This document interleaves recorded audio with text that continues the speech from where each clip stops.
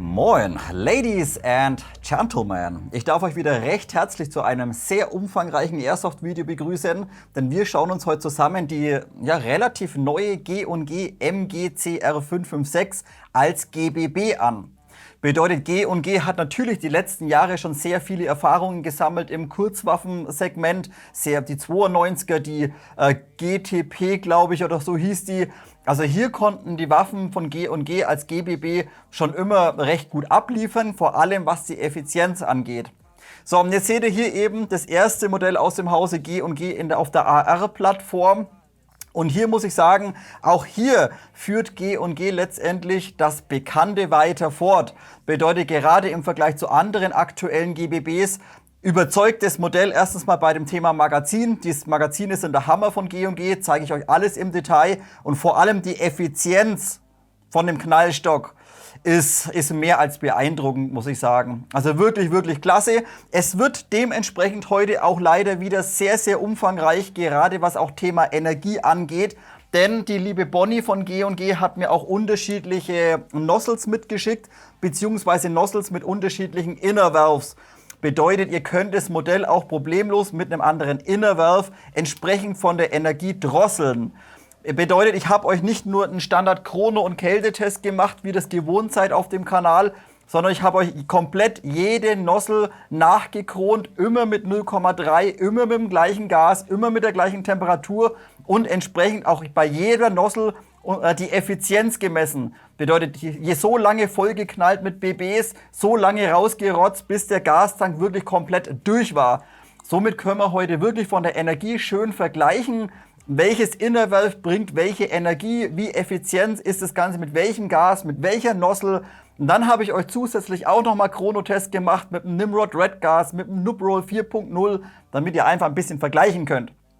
Also wie gesagt, wird sehr umfangreich, wem das Ganze natürlich zu lang geht. Ihr wisst Bescheid, bei mir immer Kapitel unten in der Videobeschreibung. Einfach schaut euch nur das an, was euch letztendlich interessiert.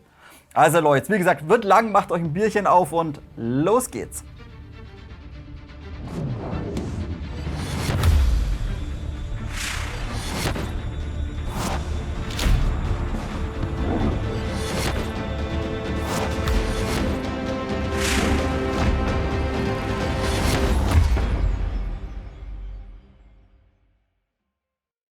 Gut Leute, dann lasst uns loslegen, wie üblich mit dem Lieferumfang und mit den technischen Daten. Zunächst aber mal ein riesengroßes Dankeschön an die liebe Bonnie von G&G und natürlich auch dem softairstore.de, welche mir dieses Modell für dieses Video zur Verfügung gestellt haben. So, Lieferumfang ist etwas überschaubar und ihr seht, ich habe bereits ein bisschen Zubehör dran montiert fürs Video. Da müssen wir gerade vorne bei der Schalldämpfer-Attrappe gleich direkt bei der technischen Seite einen kurzen Punkt ansprechen. Dementsprechend natürlich für Einsteiger, Leuchtpunktvisier und Schalldämpfer-Attrappe ist nicht Bestandteil des Lieferumfangs. So, also was ist im Karton drin? Natürlich klar, die Knifte habt ihr mit drin, eure GBB, inklusive einem sehr guten AR-15 Magazin, 30 Schuss Real Cap letztendlich.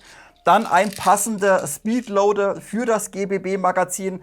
Nur hier einen kleinen Tipp wieder für Einsteiger. Ihr habt natürlich auch den passenden Adapter im Lieferumfang enthalten, aber ihr seht bei mir vielleicht, ich habe den festgeklebt. Würde ich auch jedem empfehlen, klebt den vorne drauf mit Sekundenkleber, denn ansonsten entweder verliert ihr das Ding oder wenn ihr dann ein bisschen stärker drücken müsst, dann verkannt ihr, dann rutscht er weg, das ist ein bisschen nervig. Also klebt diesen Adapter einfach vorne mit drauf und dann lassen sich die Magazine wirklich super einfach und benutzerfreundlich mit dem Speedloader ganz einfach befüllen. Also gerade im Vergleich zu GHK zum Beispiel, wo ihr euch quält, die BBs da reinzubekommen, geht es in der Kombination mit dem Speedloader Butter einfach. Also einfach ganz easy drücken, kein zu arger Druck drauf oder sowas, klasse. Papierkram habt ihr zwar einen ellengroßen G&G-Katalog enthalten, den ihr 5000 Mal auffalten könnt, wo alle Kniften drin sind und ein Haufen Werbung und ein bisschen so technisches Zeug. Das ist schön und gut, aber dafür liegt leider keine Gebrauchsanweisung bei. Bedeutet, ihr habt letztendlich nur so eine große Karte mit einem QR-Code drauf, scannt da ein, kommt da auf die G&G-Webseite und könnt euch letztendlich die Benutzer- oder die Gebrauchsanleitung als PDF runterladen. Da ist dann auch eine Explosionszeichnung ebenfalls mit dabei. Das finde ich klasse. Klar, wir sparen ein bisschen Papier, wir sparen ein bisschen Ressourcen. Mit dem QR-Code ist in Ordnung. Aber dann hätte man auch gerne auf den großen Katalog verzichten können. Aber ich glaube, der liegt auch schon seit zig Jahren dabei. Da haben sie wahrscheinlich mal, keine Ahnung, 500.000 drucken lassen und seitdem liegt das Ding dabei. So, ebenfalls im Lieferumfang enthalten habt ihr einen großen Inbus-Schlüssel und diesen benötigt ihr, um euer Hop-Up einstellen zu können. So, und jetzt switchen wir direkt zu den technischen Daten. Datenblatt seht ihr wie immer hier drüben. Da müssen wir vielleicht zunächst mal ansprechen. Hier auf dem Tisch steht die kürzeste Variante, die 7 Zoll Version. Und wenn ihr drüben mal reinschaut, hier ist gerade mal ein Innenlauf verbaut mit 190 mm, bereits 6,03 mm Innendurchmesser, aber gerade für Einsteiger mit so einer kurzen Lauflänge von 190 mm kommt ihr natürlich nicht von der Energie so hoch wie mit einem längeren Modell. Bedeutet, wenn ihr jetzt schon für euch überlegt, so ein Modell zu kaufen und ihr sagt, ich spiele irgendwo mit 1,8 Joule oder sowas, dann greift ihr auf keinen Fall zu der 7 Zoll Version, sondern müsst ihr dann schon irgendwo zu der 10 Zoll oder vielleicht sogar zu der 12 Zoll Variante greifen. Denn die 7 Zoll Version liegt auch mit sehr starken Gasen maximal bei 1,5 Joule. Mehr ist in diesem Modell nicht möglich.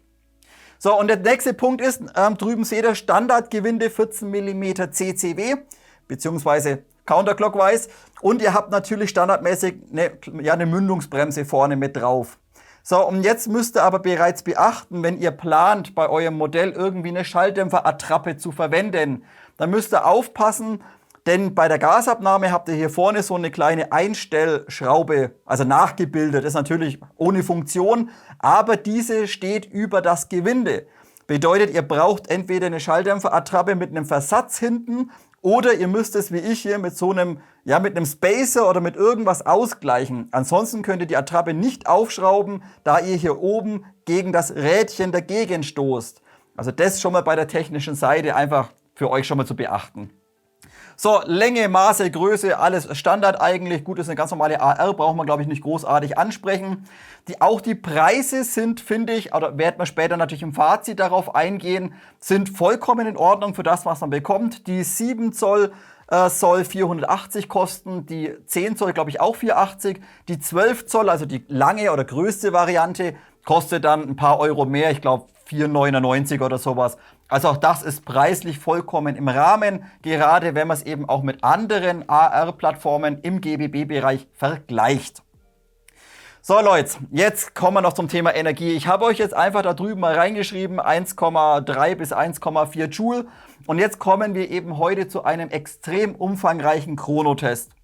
Ich habe euch die einzelnen Schüsse schon, oder ich werde euch die einzelnen Schüsse natürlich in der Nachbearbeitung so kurz wie möglich irgendwie zusammenschneiden und beschleunigen, denn keiner hat Bock irgendwie jetzt eine halbe Stunde Chronotests anzuschauen. Dennoch habe ich, wie ganz am Anfang angesprochen, eben diese unterschiedlichen Nozzles von der Bonnie noch mitbekommen und jede Nozzle liefert entsprechend eine unterschiedliche Energie. Und das werden wir heute eben jede Nozzle nochmal im Detail nachchronen. Ihr werdet sehen, wie viel BBs bekommt ihr raus mit einer Gasladung. Also wie ist die Effizienz, wie konstant ist das Ganze, wie stark fällt's ab. Also wir können heute oder wir treffen heute eine sehr starke Aussage, was eben Effizienz und Energie angeht. So, und der nächste Punkt ist, ihr werdet ebenfalls feststellen, jetzt gleich im Chronotest oder in der Energiemessung, dass ich zum größten Teil die meisten Tests alle mit dem Elite Force 150 PSI Heavy Gas gemacht habe. Jetzt wird sich der ein oder andere denken, ja, warum nimmst du da kein Nimrod, warum nimmst du kein Noob Roll oder warum nimmst du kein ProTech? Von diesen Flaschen hatte ich 3 Stück da und die habe ich komplett alle aufgebraucht. Von den anderen Flaschen hatte ich jeweils teilweise nur noch eine halbe Flasche da oder mal eine Dreiviertelflasche. Das hätte mir für den ganzen Test nicht gelangt. Bedeutet, ich hätte euch gar nicht sagen können, ja, mit der Nozzle habt ihr jetzt so und so viel Energie, wenn ich dann ein anderes Gas verwende. Also es funktioniert natürlich nicht. Um also das Ganze vergleichen zu können, alles mit dem 150 PSI Gas von Elite Force gemacht. Abschließend werden wir uns auch nochmal Chronowerte anschauen mit dem Nimrod Red und mit dem Noob Roll 4.0. Aber hier werdet ihr auch feststellen, dass die Energie nicht ganz so konstant ist wie mit dem 150 PSI Elite Force Gas. Also Leute, schauen wir uns eine halbe Stunde Chronotests an.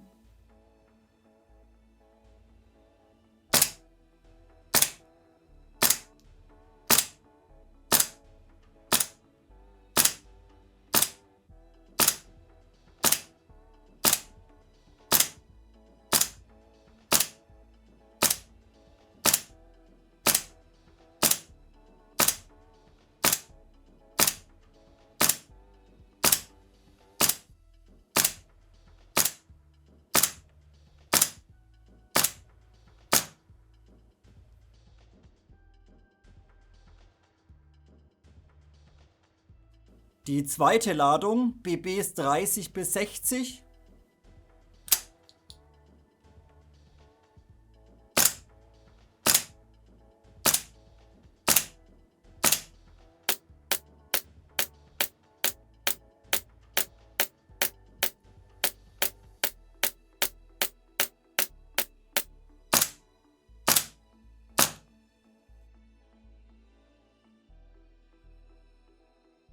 Die dritte Ladung, BBs 60 bis 90.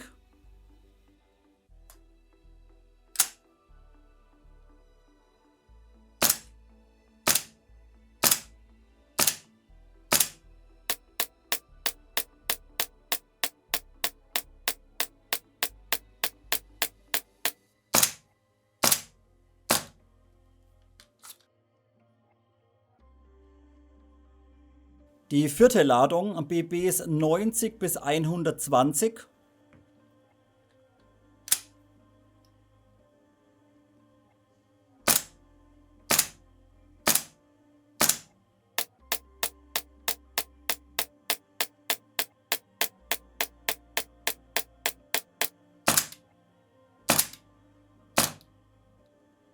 Wir sind jetzt bei 120 BBs mit dem Elite Force 150 PSI Heavy Gas. Magazin ist eiskalt und man merkt jetzt, dass das System sehr träge wird. Also ich gehe davon aus, dass wir jetzt gleich die maximale Effizienz erreicht haben.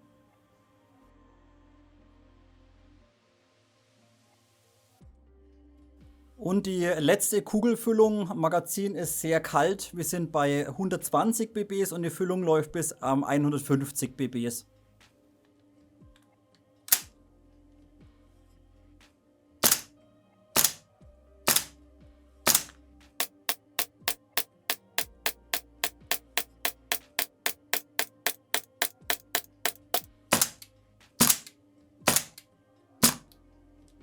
...150 BBs mit einer Gasladung bis jetzt durch.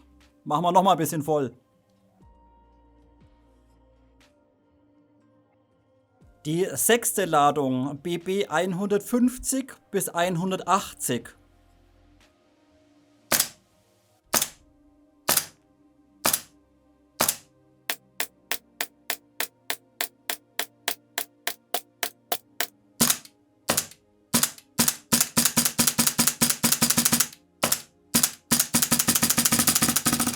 Okay, Feierabend.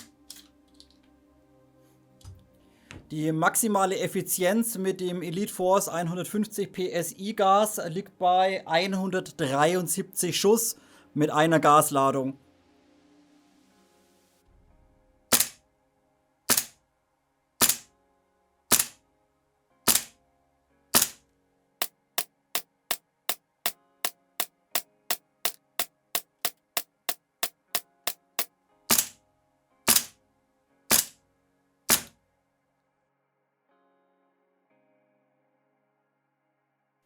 Orangenes Inner Valve, Ladung Nummer 2, BB 30 bis 60.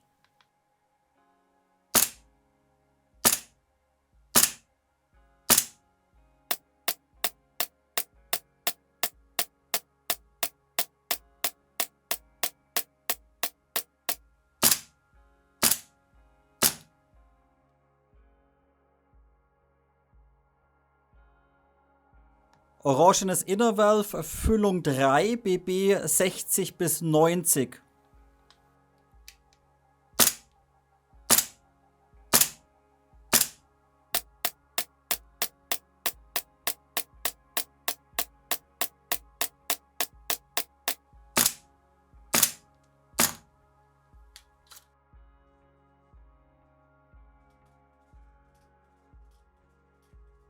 Orangenes Inner Valve, Ladung Nummer 4, BB 90 bis 120.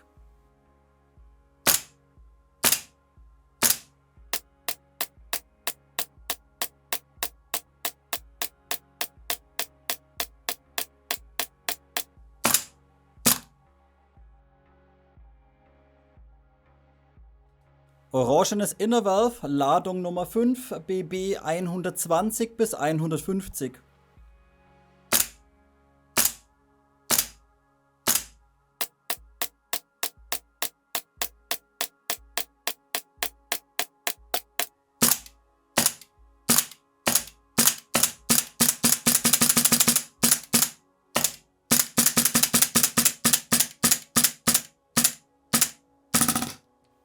Und leer. Mit dem orangenen Inner Valve liegt die Effizienz geringfügig kleiner, obwohl gleichzeitig auch die Energie kleiner liegt. Bedeutet, das rote Inner Valve war von der Effizienz besser und auch von der Energie etwas höher.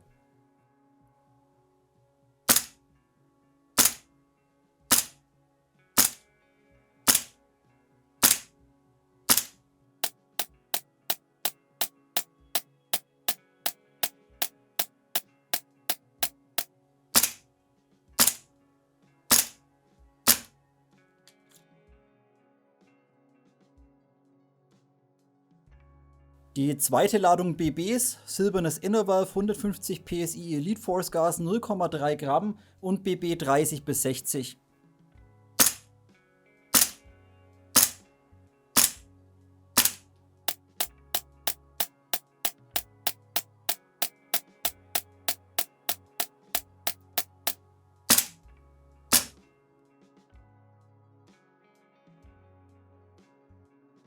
Die dritte Füllung mit dem silbernen Inner Valve 0,3 Gramm BB 60 bis 90.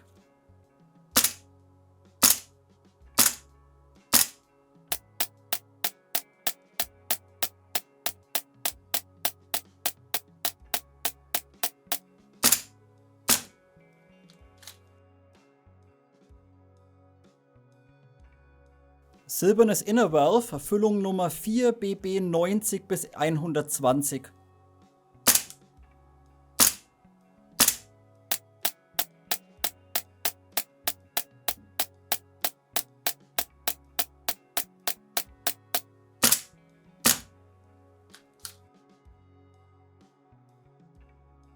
Silbernes Inner Valve, Ladung Nummer 5 BB 120 bis 150.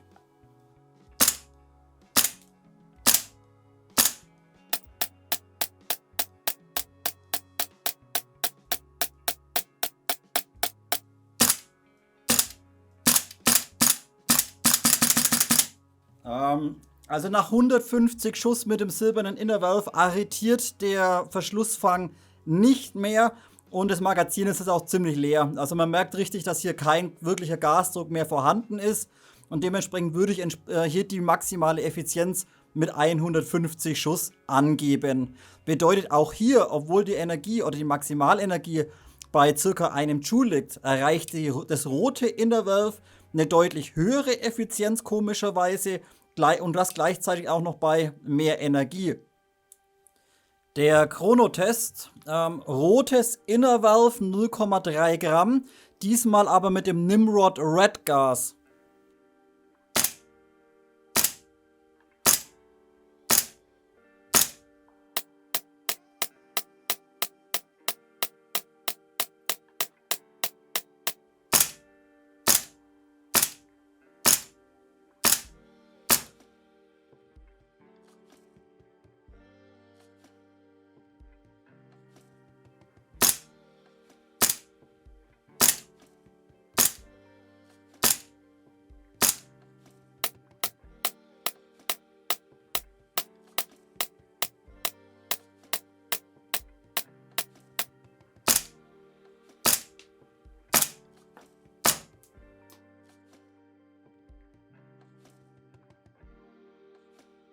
Der Kältetest mit dem 150 PSI Elite Force Gas.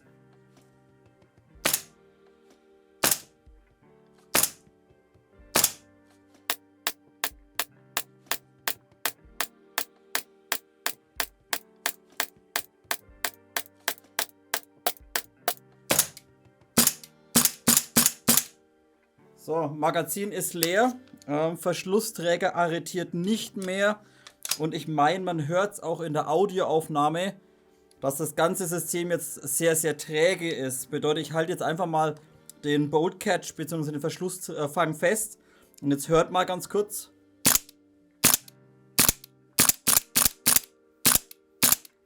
Also der Bolt Catch arretiert wie gesagt nicht mehr. Und das System ist jetzt auch deutlich, deutlich träger. Also obwohl wir jetzt bei 4 Grad Celsius dieses 150 PSI Elite Force Gas drin haben, ist das Modell nicht ganz so kälteunempfindlich wie jetzt beispielsweise eine Marui. Die Energie ist weiterhin noch relativ hoch, muss man sagen, für 4 Grad Celsius. Also gerade mal 0,3 Joule Verlust im Vergleich zu 22, 23 Grad. Aber dennoch fehlt dem System einfach jetzt ein bisschen der Bums, muss ich sagen.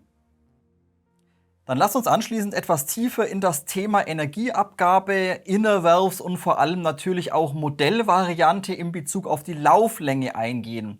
Ihr habt es jetzt vorhin im Chrono gesehen, ich habe jetzt von G&G 3 unterschiedliche Nozzles erhalten und in diesen Nozzles ist jeweils ein anderes Inner Valve drin verbaut. Bedeutet, hier gibt es 3 unterschiedliche Versionen, die zeige ich euch gleich im demontierten Zustand. Standardmäßig war jetzt bei der 7 Zoll Version das rote Inner Valve drin und das liefert auch immer die maximale Energie. Natürlich immer abhängig von Temperatur und Gassorte, was ihr verwendet.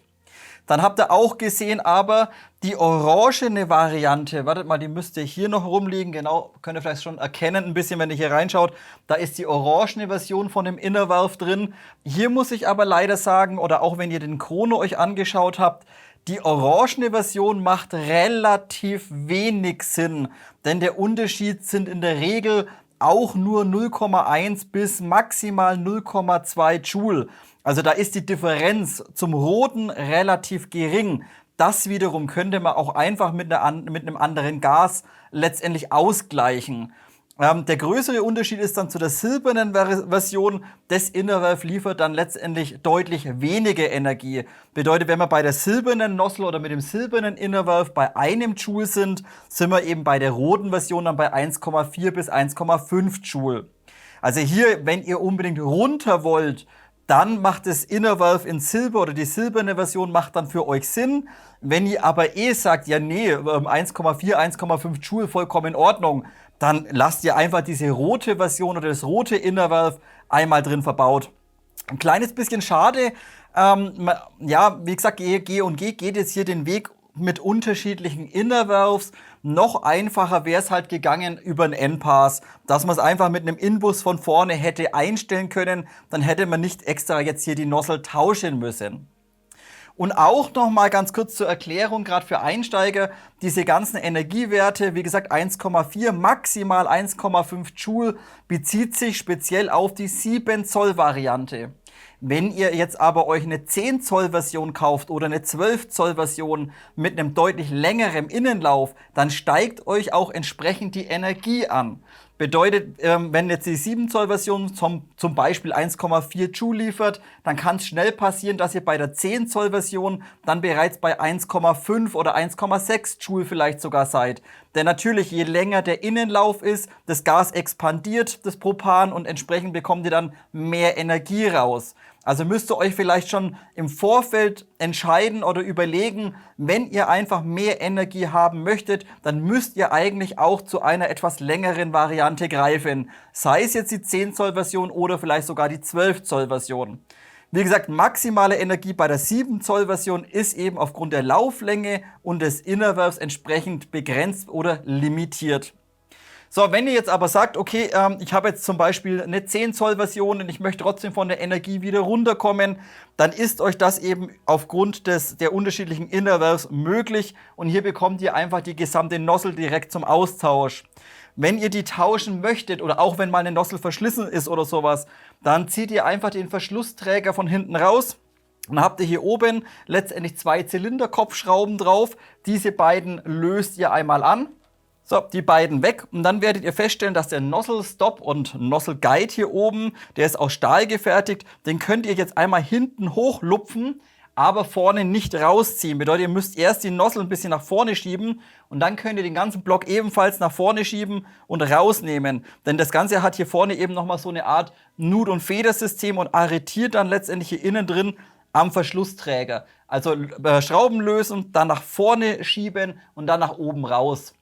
So, und dann hängt eben die gesamte Nozzle nur noch hier hinten drin an einem kleinen E-Clip. Bedeutet, diesen E-Clip, dann nehmen wir einen Schlitzschraubendreher und hebeln uns diesen einmal weg. So, das wäre dann hier einmal dieser kleine E-Clip. Da müsst ihr halt aufpassen, dass ihr den nicht verliert. Wenn man den mit dem Schlitzschraubendreher raushebelt, dann kann es schnell passieren, dass er eben aufgrund der ja, der Federkraft sozusagen ein bisschen wegspringt. Wie gesagt, passt ein bisschen auf, dass ihr nicht verliert. Ansonsten vielleicht auch mal ausmessen und dann besorgt ihr euch halt mal 1 oder 2 auf Ersatz. Bekommt ihr letztendlich auch bei Amazon so ein ganzes E-Clip-Set oder sowas hinterhergeschmissen. Kosten nicht die Welt. So, und wenn ihr jetzt eben hier hinten drauf den E-Clip entfernt habt, dann könnt ihr die gesamte Nozzle einfach nach vorne rausziehen aus dem gesamten Verschlussträger. So, seht ihr, das ist jetzt auch die Nozzle, welche ich jetzt die ganze Zeit zum Testen auch drin hatte. Ich habe letztendlich 2 Stück mit dem roten Inner Valve, war eben standardmäßig verbaut, und eins mit einem roten, eine Nozzle mit dem roten lag eben nochmal bei. Und entsprechend seht ihr aber, ich habe jetzt natürlich nur eine mit dem roten Inner Valve verbaut. Dementsprechend ist eben diese hier noch unbenutzt. Wenn man sich dagegen einfach die anguckt, jetzt hier mit dem silbernen, auch die wurde bereits eben getestet. So, und dann nehmt ihr einfach die Nozzle, je nachdem welches Inner Valve ihr haben wollt, schiebt das Ganze wieder einmal rein. Hier könnt ihr auch gerne ein kleines bisschen Silikonöl oder Silikonfett hinten auf die Dichtringe auftragen. Auch hier oben, wo der Nozzle Guide dann letztendlich läuft, gerne ein kleines bisschen Silikonfett auftragen. Dann die ganze Nozzle einfach hier einmal reinstecken, bis Anschlag hinter, und dann von oben einfach hier den E-Clip letztendlich wieder auf diesen Zapfen aufpressen bzw. aufstecken. Und schon habt ihr eine andere Nozzle letztendlich darin verbaut. So, bei mir bleibt einmal die mit dem roten Inner Valve drin. So, und die meisten werden natürlich die Unterschiede jetzt wissen, wo genau oder was genau der Unterschied jetzt ist, warum jetzt die rote Version mehr Energie liefert wie die silberne Variante. Für Einsteiger werde ich das aber heute auch noch kurz erklären. Bedeutet, wir nehmen die Nozzles mal kurz auseinander. Das geht recht simpel und einfach, muss ich sagen. Bedeutet, habt ihr hier hinten einen kleinen Zapfen drin. Diesen kleinen Zapfen drückt ihr mit sehr viel Kraft einmal raus. So, der kommt dann hier auf der Seite raus. Müsst ihr aufpassen übrigens, auf welche Seite, denn vielleicht könnt ihr sehen, dieser kleine Pin, der ist auf der hinteren Seite ein ganz kleines bisschen dicker letztendlich. Also immer so rum rausdrücken. So, dann ist der hintere Bereich eben lose, könnt ihr einfach rausziehen. Da habt ihr hier hinten auch die Dichtringe letztendlich für die Dichtung. Könnt ihr einfach alles so drauf lassen. Und dann müsst ihr letztendlich nur noch den vorderen Pin hier durchdrücken, denn der wiederum hält innen drin das Inner Valve genauso wie zum Beispiel bei einer KJW-Nozzle. Da ist es letztendlich genauso aufgebaut. Bedeutet, wir nehmen irgendwas zum Klopfen und klopfen uns diesen kleinen Pin hier einmal raus. So, das langt schon, muss gar nicht ganz raus. So, und dann kommt eben das Inner Valve bereits rausgesprungen. Sitzt quasi einmal ja so in der Nozzle vorne drin, quasi die Feder, und einmal dann letztendlich euer Inner Valve selbst. Bedeutet, wenn der Gasdruck dann letztendlich von unten in die Nozzle reinströmt, dann teilt quasi dieses Ventil sozusagen den Gasdruck auf. Eine gewisse Menge geht nach vorne, beschleunigt eure BB, und die andere Menge geht hinter das Inner Valve und sammelt sich dann im inneren Volumen der Nozzle. Und wenn das hintere Volumen dann groß genug ist, dann wird das Ganze hier eben stückchenweise zugedrückt, und zwar so lange, bis es komplett abdichtet. Und wenn das Ganze dann eben abdichtet, dann wird der Repetiervorgang ausgelöst und der gesamte Verschlussträger wird entsprechend über den Gasdruck nach hinten bewegt. Bedeutet, die Nozzle bleibt vorne einfach nur stehen. Die Nozzle bleibt einfach vorne stehen. Der Verschlussträger wird nach hinten katapultiert, und wenn dann der Nozzle-Stop oben greift, quasi am Verschlussträger, dann hakt die Nozzle eben vorne aus dem Hop-Up aus und wird dann über die inneren Feder wieder in den Verschlussträger hinein bewegt sozusagen. So, und dementsprechend haben wir hier eben die rote Version, High-Velocity-Version oder eben das Inner Valve, welches am meisten Energie liefert. So, und jetzt zeige ich euch eben noch ganz kurz den Unterschied zu der geringen Version bzw. zu der 1 Joule-Version. Dazu nehme ich diese Nozzle hier auch noch kurz auseinander. So, und jetzt können wir das eben schön miteinander vergleichen, dass ihr auch mal die Unterschiede seht.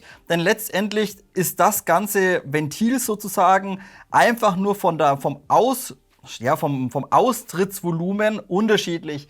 Bedeutet, wenn ihr mal von vorne drauf schaut, könnt ihr letztendlich nur sehen, dass die silberne, die 1 Joule-Variante, hier einen geringeren Ausfluss oder einen geringeren Durchmesser letztendlich für das Gas hat, wie die rote Variante. Bedeutet, hier kann einfach deutlich weniger Gas in den Lauf strömen und dadurch bekommt ihr einfach weniger Energie drauf. Die Federn vorne drauf, die sozusagen das Ganze zurückhalten, die sind exakt gleich. Hier regelt also G&G das Ganze nur über die Ausflussmenge von dem vorderen Durchmesser von diesem ja, von diesem Inner Valve letztendlich. Die orangene Version liegt dann letztendlich von diesem Durchmesser im mittleren Bereich. Ihr könnt aber auch hier jetzt bereits erkennen, dass es aufgrund des Aufbaus auch nicht möglich ist, jetzt hier noch mehr Gas quasi in den Lauf zu treiben. Denn hier sind wir schon wirklich sehr, sehr knapp vom Durchmesser. Materialstärke ist sehr, sehr dünn. Wir können also jetzt hier nicht hergehen und jetzt sage ich mal nochmal vielleicht ein bisschen aufbohren oder ein bisschen anpassen, dass noch mehr Gas rausströmt. Wäre bei der 7 Zoll Version aufgrund des kurzen Innenlaufes Quatsch, denn dann würdet ihr einfach unnötig viel Gas in den Lauf blasen und es bringt euch aufgrund der Lauflänge einfach nichts mehr. Ihr würdet einfach nur Gas verschwenden. Aber wie gesagt, hier einfach mal die Unterschiede kurz erklärt. Wie vorhin aber auch schon angesprochen, meiner Meinung nach für die meisten Spielfelder oder für die meisten Spieler ist letztendlich das Inner Valve oder die Nozzle in der roten Variante eigentlich am attraktivsten. Bedeutet, so wie die Knifte kommt, 1,4, 1,5 Joule fertig. Nur wer wirklich so weit runter möchte mit einem Joule oder vielleicht sogar kleiner 1 Joule, dann würde die Nozzle mit dem silbernen Inner Valve Sinn machen und das Ganze eben noch mit dem entsprechenden Gas ja kombiniert sozusagen. Somit haken wir jetzt nach gefühlt 30 Minuten Thema Energieabgabe und Chronowerte ab. Nur einen kleinen Punkt möchte ich jetzt noch kurz ergänzen. Und zwar, wenn ihr euch die Chronos mal anschaut, alles eben bei Raumtemperatur 22, 23 Grad und euch auch die Werte anschaut, wie sich das Ganze verhält, wenn ihr mal die ersten 3 Magazine rausgeknallt habt, dann muss man sagen, performt das Ding einfach nur hervorragend. Bedeutet, selbst wenn ihr schon 4 Magazine rausgeknallt habt aus dem Ding, bleibt die Energie unheimlich konstant. Also wie gesagt, sowas Konstantes bei einer GBB nach dem 3. oder 4. Magazin hab ich persönlich noch nie irgendwo gesehen. Selbst eine Marui fällt da, klar, die Kron auch ein bisschen geringer natürlich wegen Japan, aber selbst eine Marui fällt euch da stärker ab. Also unheimlich konstant, was die Energie angeht. Und natürlich, klar, die Effizienz, selbst mit dem Red Valve oder mit dem roten Inner Valve drin, 173 Schuss mit einem Magazin. Puh, da kommt keine andere ran, da kommt auch keine Marui ran. Also wie sie das gemacht haben technisch, fragt mich bitte nicht. Vor allem das Magazin hat sogar einen kleineren Gastank wie andere AR-15 Magazine. Also klasse hier schon mal. So, und jetzt nochmal ganz kurz, ihr seht, ich habe jetzt diese 3 Gasflaschen hier kurz hingestellt. Wie gesagt, die meisten Tests, auch Kältetests, alles mit dem 150 PSI Elite Force Gas gekront. Und das empfand ich sogar, war in diesem Knallstock das am best funktionierenden Gas. Bedeutet, die Energie war schön konstant, es hat nicht zu schnell abgebaut. Genau richtig. Also kann man eigentlich sagen, in der G&G performt das Gas am besten. Wenn ihr jetzt euch anschaut, die Chrono-Ergebnisse mit dem Nimrod oder mit dem Noob Roll, hier habt ihr zwar am Anfang ein kleines bisschen höhere Energie, geringfügig höhere Energie, bedeutet, wo das Elite Force auf 1,4, 1,45 Joule maximal kommt, habt ihr halt mit dem Noob Roll oder mit dem Nimrod kurzzeitig auch mal 1,5, 1,53 Joule. Aber wenn ihr euch die weiteren Schussergebnisse anschaut oder die weiteren BBs anschaut, dann werdet ihr ganz schnell feststellen, dass die beiden Gassorten deutlich stärker schwanken im Vergleich zu dem 150 PSI Elite Force Gas. Also ja, ich verwende normal auch gern mal so ein Red Gas oder sowas. Aber wie gesagt, das Elite Force hat in der G&G wirklich hervorragend performt, muss man sagen. Bevor es gleich weitergeht mit den allgemeinen Informationen, lasst uns heute ein extra Kapitel machen über das Thema Hop-Up. Wir werden natürlich im späteren Zeitpunkt dieses Videos alles auseinanderbauen. Ich zeige euch auch die Demontage, wie ihr die Hop-Up-Kamera rausbekommt, ob was kompatibel ist und pipapo. Sprechen wir später alles nochmal im Detail an. So, jetzt aber eins vorweg. Das Hop-Up-System von G&G funktioniert zunächst einmal sehr gut. Ihr habt es auch im Chrono gesehen, ich habe prinzipiell nur 0,3 Gramm BBs verwendet. Denn das Hop-Up funktioniert dabei hervorragend, sogar mit 0,32 Gramm BBs performt das Ganze klasse. Also auch hier muss man sagen, auch 0,3, 0,32 super. Ihr könnt natürlich problemlos weiter runter. Erst ab 0,4 Gramm baut das Hop-Up ab. Also dafür ist es nicht wirklich geeignet. Da baut diese Kugel ein bisschen zu wenig Druck auf, muss ich sagen. Aber wie gesagt, 0,3, 0,32 Gramm ist in so einer 7 Zoll Variante mehr als ausreichend. Also hier sehr positiv und auch die Schussergebnisse auf bis zu 70 Meter, klasse, kann man gar nicht meckern.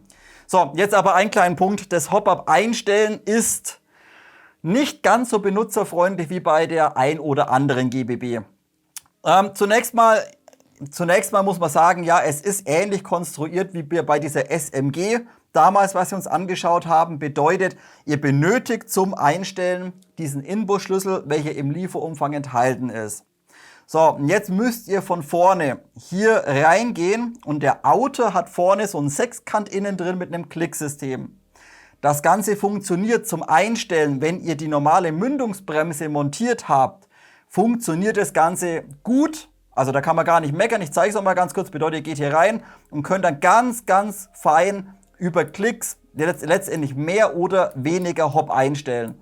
Das funktioniert und auch, wie gesagt, auch wenn die Mündungsbremse drauf ist, kommt ihr mit dem Inbus da natürlich problemlos rein. So, ich muss aber dennoch sagen, das ist in Ordnung. Wenn ich aber jetzt eine längere Mündungsbremse verwende oder eine Schalldämpferattrappe verwende, dann ist es wiederum nicht ganz so benutzerfreundlich, denn ihr benötigt dann mit Schalldämpferattrappe einen deutlich längeren Inbus und ja, ihr müsst den Inbus die ganze Zeit mitführen.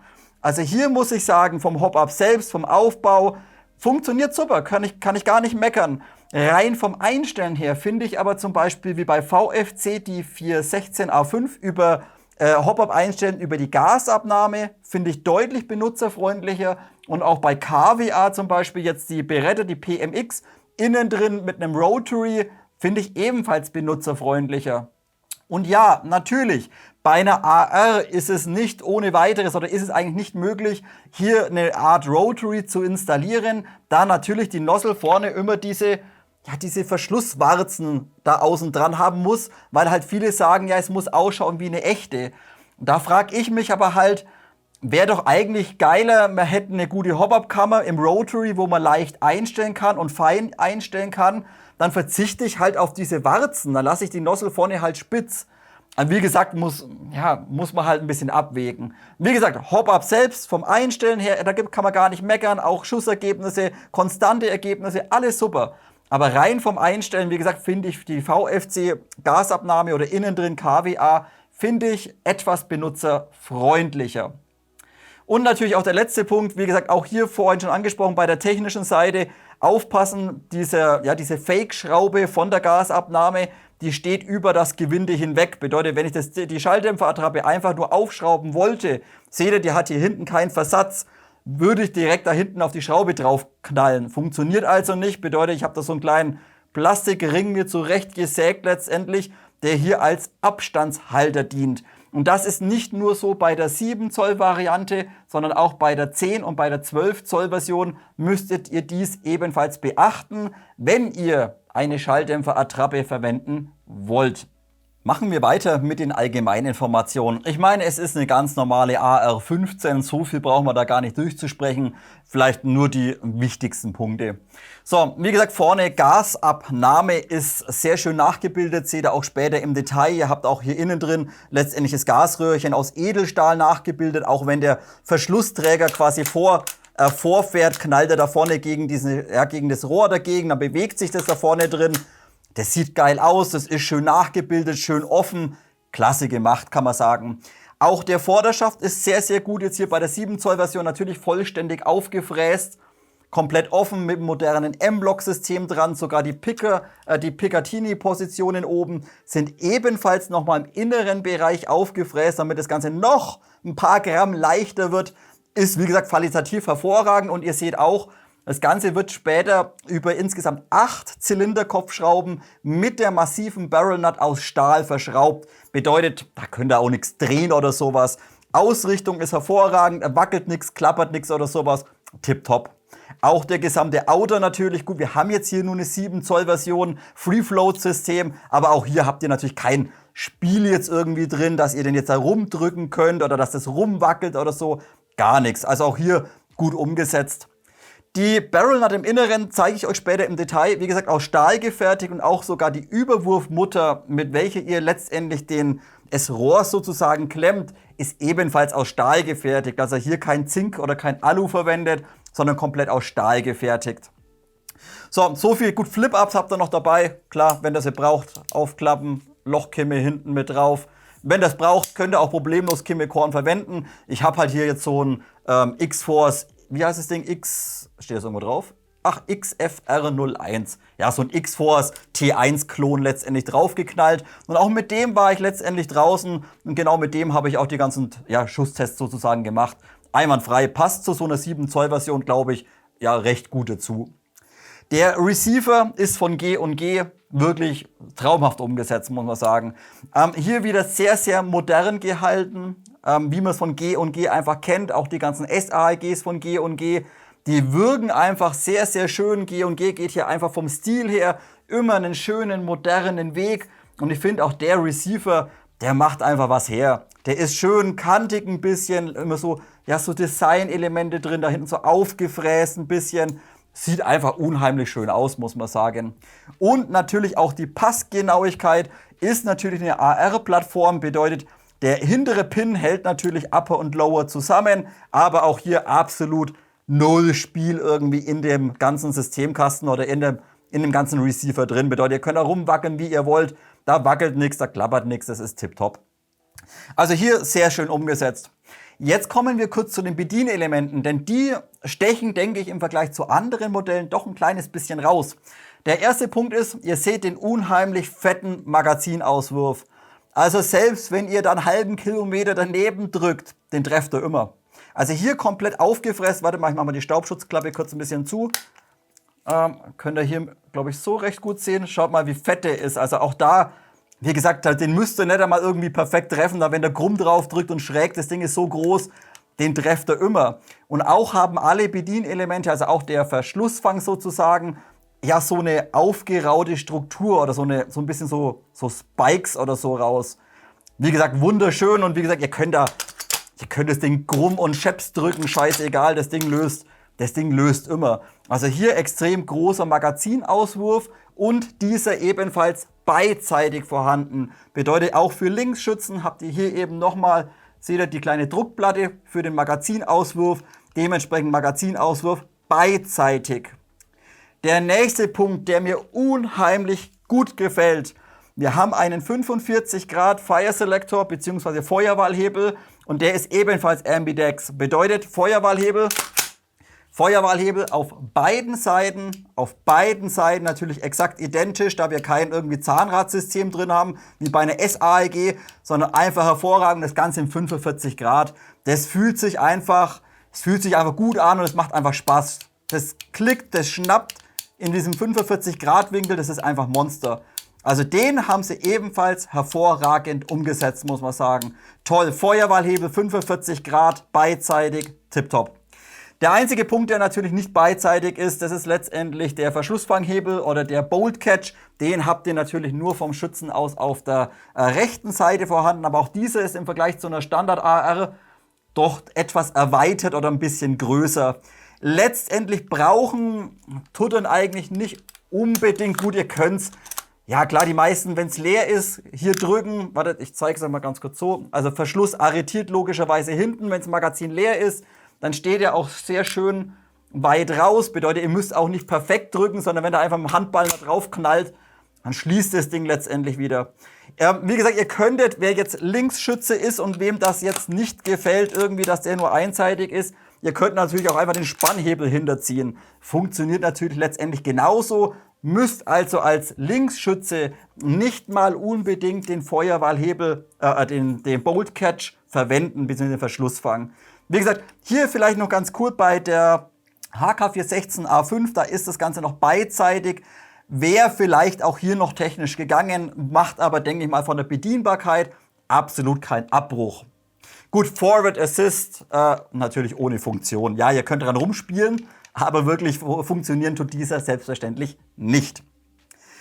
So, der Rest von der Kniff, der Abzug ist hervorragend, den zeige ich euch später nochmal im Detail. Schön knapp gehalten, vom Abzugsgewicht ein kleines bisschen schwächer wie andere. Also ihr habt nicht dieses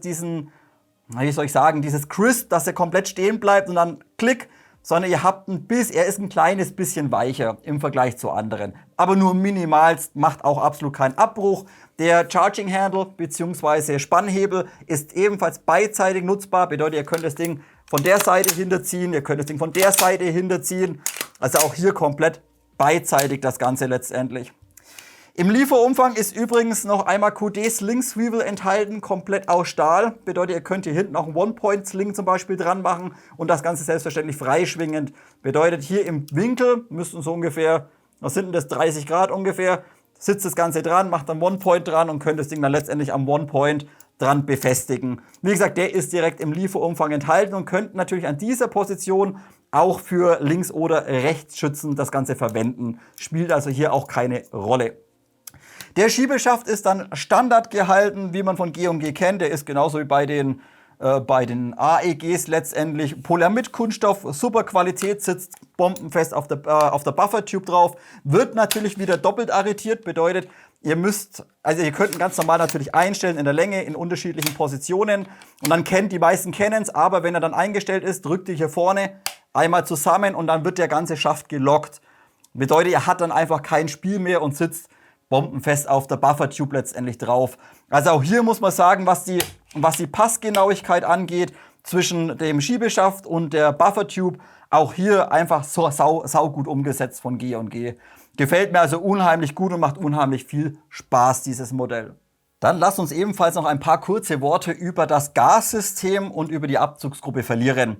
Abzugsgruppe schauen wir uns später natürlich noch im Detail an. Effizienz haben wir schon angesprochen, 173 Schuss mit einer Gasladung, mehr als hervorragend, also perfekt eigentlich für eine GBB. So, ich weiß aber nicht, ob ich es schon angesprochen habe, gerade im Vergleich zu anderen Modellen ist die G&G oder kann die G&G, wenn die Temperatur ein bisschen abfällt im Magazin, aufgrund der Buffer-Konstruktion minimalst träger werden. Bedeutet, solange ihr Temperatur auf dem Magazin habt, läuft das Ding genauso schnell wie eine VFC oder eine Marui oder whatever. Also da ist kein Unterschied. Aber ihr habt es auch im Kältetest gemerkt, das Modell ist eigentlich nicht für Kälte ausgelegt. Bedeutet bei 4 Grad, ja, ihr könnt ein Magazin raushauen und wenn das Magazin leer ist, die erste Ladung, dann langt bereits der Gasdruck nicht mehr aus, um den Verschlussträger zusammen mit dem Buffer vollständig in die Buffer-Tube oder ins Pufferrohr reinzudrücken.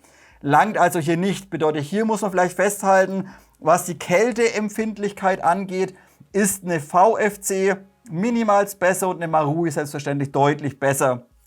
Das zeige ich euch später, das erkläre ich euch später. Das ist ein bisschen aufgrund des Buffers, denn der Buffer hat hinten keine extra Feder, sondern die Bewegung nach vorne wird rein von der Buffer Spring ausgelöst.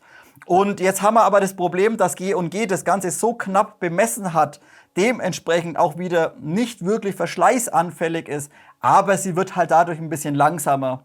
Bedeutet, bei anderen Systemen hat der Buffer hinten nochmal zusätzlich zur normalen Buffer Spring nochmal so eine richtig fette Feder drauf. Das Ding knallt euch da hinten rein, wird umgeleitet aufgrund der zusätzlichen Feder und wieder nach vorne geschossen sozusagen. Und genau dieses Vorschießen, das ist bei der G&G nicht der Fall. Bedeutet, der Buffer hat hinten nur so ein Gummipad dran, das knallt euch hinten dagegen, aber die Vorwärtsbewegung, damit das System wieder schließt, läuft nur über die Buffer Spring ab. Und dann habt ihr es eben auch gemerkt, wenn dann der Gasdruck eben nicht mehr ganz auslangt, dann ist es eben so knapp eingestellt, dass auch der Bolt Catch oder beziehungsweise der Verschlusswagen nicht mehr greift. Bedeutet, bei anderen Systemen habt ihr dann quasi zwischen der hintersten Position vom Verschlussträger und dem Bolt Catch habt ihr ein bisschen Spiel, so circa 5 bis 6 Millimeter. Und bei den Systemen haben wir dann aber wiederum das Problem, was jetzt die G&G nicht hat, dass wenn der Verschlussträger wieder nach vorne geschossen wird und dann gegen den Verschlussfang bzw. gegen den Bolt Catch dagegen knallt, dann kommt es hier sehr häufig sehr zügig zu Verschleiß am Verschlussträger. Und das ist eben bei G&G nicht der Fall. Bedeutet, der Verschlussträger fährt exakt an diese Position so weit hinter, dass dieser Bolt Catch oder der Verschlussfang gerade so greifen kann. Und dadurch hat die G&G auch innen drin keinen Verschleiß. Zeige ich euch später im ausgebauten Zustand nochmal. So, jetzt würde ich aber sagen, jetzt schauen wir uns das System mal ganz kurz an. Es ist natürlich keine BB drin. Wir könnten das Magazin jetzt für Trockenfeuer einstellen. Mache ich jetzt nicht. Ich halte jetzt einfach kurz den Verschlussfang fest und dann geben wir ein paar Schüsse ab. Und dann schaut euch bitte mal an und vergleicht ein bisschen, wie das System arbeitet, wie schnell das System arbeitet und dass hier halt keine Gaswolken irgendwie rauskommen. So, ich halte es euch erstmal so hin, das ganze Ding.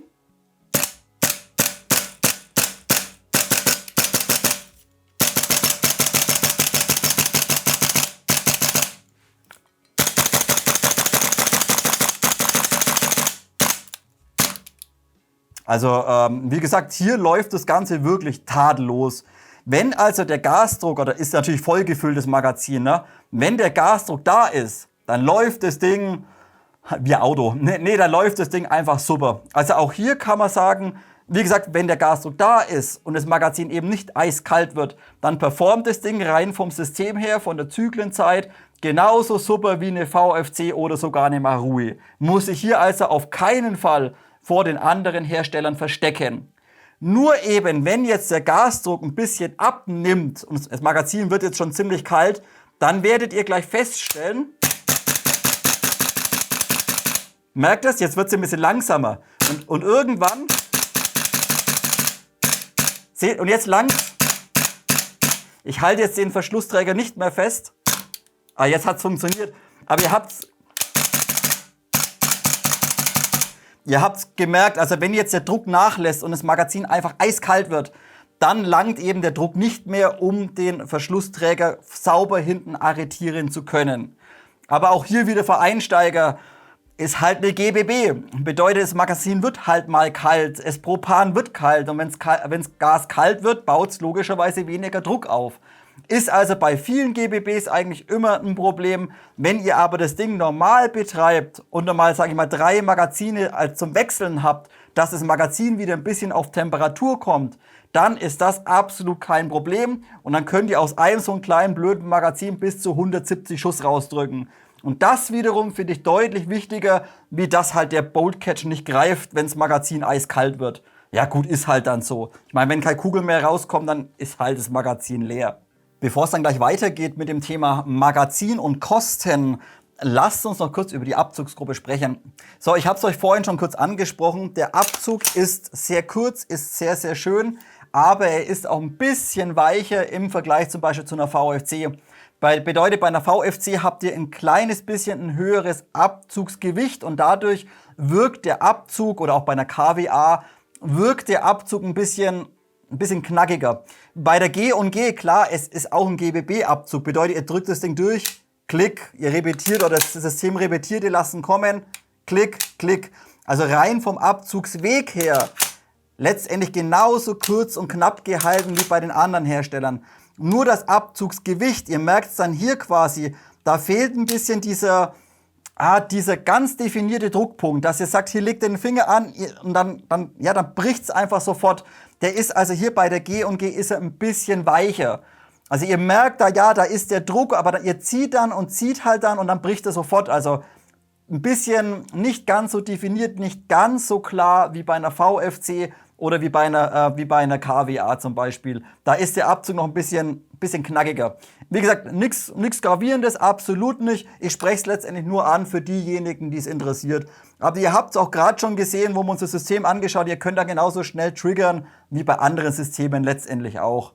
Nur eben halt immer die Frage bei diesem schnellen Getriggere, ja, bei einer GBB ist das halt einfach negativ, wenn ihr schnell triggert, wenn das Magazin kalt wird. Also auch hier natürlich, es ist eine GBB, dementsprechend nicht verwechseln mit einer SAEG oder mit einer HPA. Dementsprechend auch dieses Modell, wenn ihr es einfach übertreibt, auch dieses Modell fällt euch irgendwann in den Cooldown rein, keine Frage. Davor ist letztendlich keine GBB letztendlich gewahrt. Lasst uns anschließend weitermachen mit dem Thema GBB-Magazin. Und ihr wisst ja, ich bin eigentlich kein großer Fan von allgemein GBB-Magazinen, weil die Teile sind eigentlich zum größten Teil einfach nur brutal überteuert, muss man sagen. Das Magazin von G&G, dieses AR-15-Magazin, hat mich aber sehr positiv überrascht, denn G&G baut jetzt hier nicht einfach nur irgendwas nach von VFC, sondern G&G geht den eigenen Weg und konstruiert hier ein komplett neues Magazin. Und wie vorhin eben beim Kronen oder bei der Energieabgabe schon angesprochen oder auch gesehen, 170 Schuss. 170 Schuss bei 1,3 bis 1,4 Joule. Das macht keine andere. Also es schafft keine Marui, das schafft keine VFC. Dementsprechend wird es eben heute ein ganz, ganz großer Pluspunkt geben, dass das Ding einfach unheimlich effizient ist. So, wie gesagt, das Magazin war ich sehr beeindruckt, denn der nächste Punkt ist im Vergleich zu anderen, das Ding ist mega leicht. 200, warte mal, ich habe es mir sogar irgendwo notiert auf dem Spickzettel. 380 Gramm. 380 Gramm wiegt das ganze Magazin und das ist für ein GBB AR-15 Magazin sehr, sehr leicht, muss man sagen. Bedeutet, wenn ihr mal einen Plattenträger vorne irgendwie mal 3 Stück drin habt, vielleicht zeitlich noch mal eins drin habt und ihr habt dann irgendwelche Zinkgussklopper da drin, die ziehen einfach runter, das ist einfach, das muss man mögen. Und da wiederum sehr positiv, das Magazin ist deutlich, deutlich leichter im Vergleich zu anderen. Und eben die Effizienz. So, jetzt war ich von dem Magazin so angetan, da dachte ich mir, komm, ich schraube das Ding mal auseinander, denn das möchte ich mir ein bisschen genauer anschauen. Und selbstverständlich habe ich die Kamera dabei laufen lassen. Und dementsprechend schrauben wir das Ding mal auseinander, damit auch ihr seht, wie G&G dieses Magazin aufbaut. Denn es ist auch nicht das ganze Magazin ein fetter Gastank. Nö, das da vorne unten, das ist alles Hohlraum. Da ist gar nichts, da sind weder BBs drin, noch ist es ein Gastank, sondern es ist einfach nur hohl. Und dementsprechend hier sehr, sehr viel Material und Gewicht gespart. Ach ja, und dass das Magazin keine 80 € kostet, sondern 59 € kostet, sollte man ebenfalls positiv erwähnen. Lasst uns heute einen etwas genaueren Blick auf dieses G&G Gasmagazin werfen, denn wie vorhin vielleicht schon kurz angesprochen, es ist im Vergleich zu anderen Magazinen deutlich leichter. Bedeutet, wo ihr meistens so einen richtig fetten Zinkklober habt, dann noch die BBs dazu, da habt ihr einfach, gut, Originalmagazin wiegt auch einiges, aber gerade im Vergleich zu anderen ist das Magazin doch relativ leicht, muss ich sagen. Ich habe mir das Ganze mal im inneren Bereich vom Aufbau her angeschaut und muss hier sagen, war ich etwas überrascht, denn G&G geht hier von der Konstruktion im Vergleich zu anderen Herstellern einen komplett anderen Weg. Habe ich so also selbst noch nie gesehen. Dementsprechend nehmen wir mal das Magazin kurz auseinander und dann zeige ich euch, was ich eben meine. Bedeutet, auch wenn ihr jetzt mal irgendwie mal eine Dichtung wechseln müsst oder vielleicht mal abdichten müsst, ich meine, es ist ein Gasmagazin. Irgendwann wird euch das Ding undicht werden. Ist ganz normal, brauchen wir uns gar nicht drüber beklagen. Und wer unfähig ist, ein Gasmagazin abzudichten oder vielleicht mal eine Dichtung zu tauschen, der sollte sich definitiv keine GBB kaufen. Also, ich zeige es euch mal ganz kurz, wie ihr das Ganze auseinandernehmt, denn wie gesagt, das ist ziemlich geil konstruiert, muss ich sagen.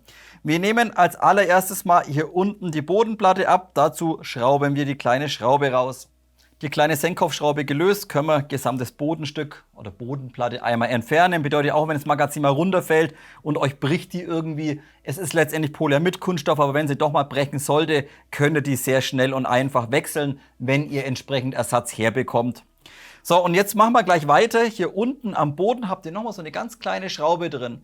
Die machen wir ebenfalls raus, denn dann werdet ihr bereits ein kleines bisschen überrascht sein.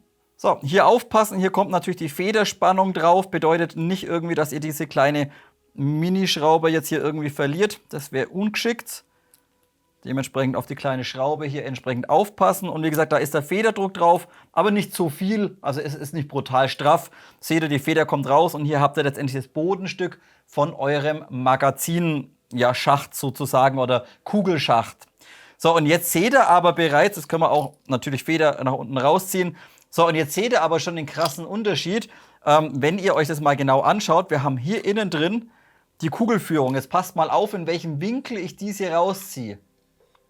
Seht ihr das? Bedeutet, die BBs im Vergleich zu anderen Herstellern, laufen die BBs nicht hier vorne quasi in dem großen Radius vorne an der Kante runter, sondern G&G hat hier einen separaten Kugelkanal aus Kunststoff und der läuft aber kerzengerade.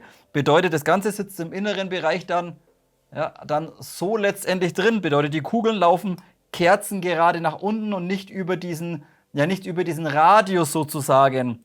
Ob das jetzt Vorteile hat oder Nachteile, keine Ahnung, kann ich euch nicht sagen.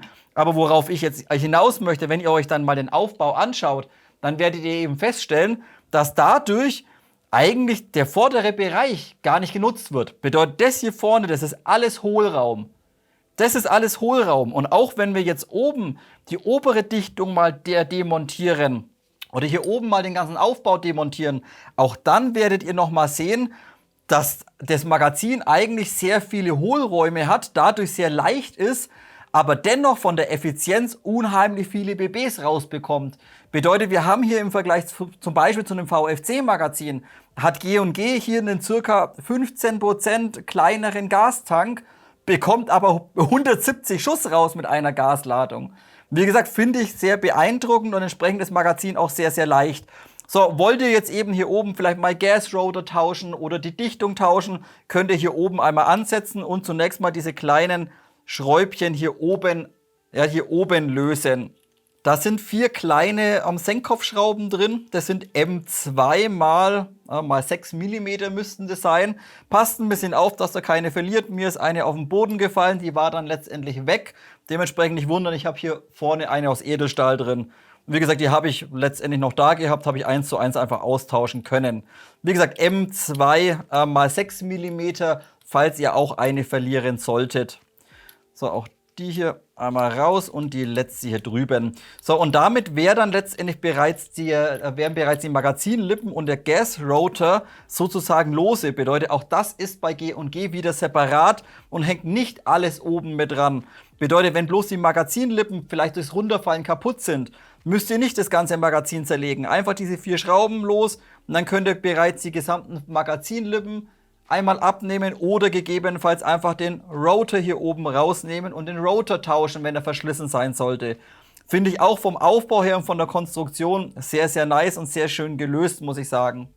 Dass ihr hier oben das Trockenfeuern einstellen könnt, das habe ich, glaube ich, vorhin schon erklärt. Ne? Bedeutet, kräftig runterdrücken, dann den Schieber rüber oder nach hinten und dann lockt letztendlich der Verschlussträger nicht mehr, beziehungsweise der Bolt Carrier. Könnt dementsprechend auch ohne BBs dann einmal feuern. So, und wie gesagt, hier unten drunter ist jetzt noch die Hauptdichtung oder die Kopfdichtung sozusagen. Wenn ihr die auch mal tauschen müsst oder mal neu fetten wollt, dann löst ihr letztendlich diese beiden Senkkopfschrauben, eine links, eine rechts, und treibt diese beiden Pins raus. Und dann könnt ihr den ganzen Block nach oben entnehmen. So, Schrauben draußen und eben die beiden Pins einmal gelöst. Quasi hier die beiden. Könnt ihr eben jetzt, wie gesagt, hier oben ein bisschen dran noddeln. Ein bisschen aufpassen, seitlich sind noch die Hebel drin. Da müsst ihr aufpassen wegen am Verschlussfang. Langsam und vorsichtig kommen lassen. So, und wie gesagt, hier habt ihr eben diese kleinen Hebelchen. Die können wir mal wegmachen, damit wir diese letztendlich nicht verlieren. Und hier oben drin steckt eben noch diese fette Dichtung. So, und jetzt seht ihr eben, das ist die gesamte Magazinhülle von G&G. Und wie gesagt, die ist ultra, ultra leicht im Vergleich zu anderen Herstellern. Auch innen drin sehr viele Hohlräume und eben der Gastank etwas kleiner. Wie gesagt, auch hier unten dann, wie gesagt, das ist alles, ja, der ganze vordere Bereich, das ist alles Hohlraum, das ist kein Gastank, da habt ihr keine BBs.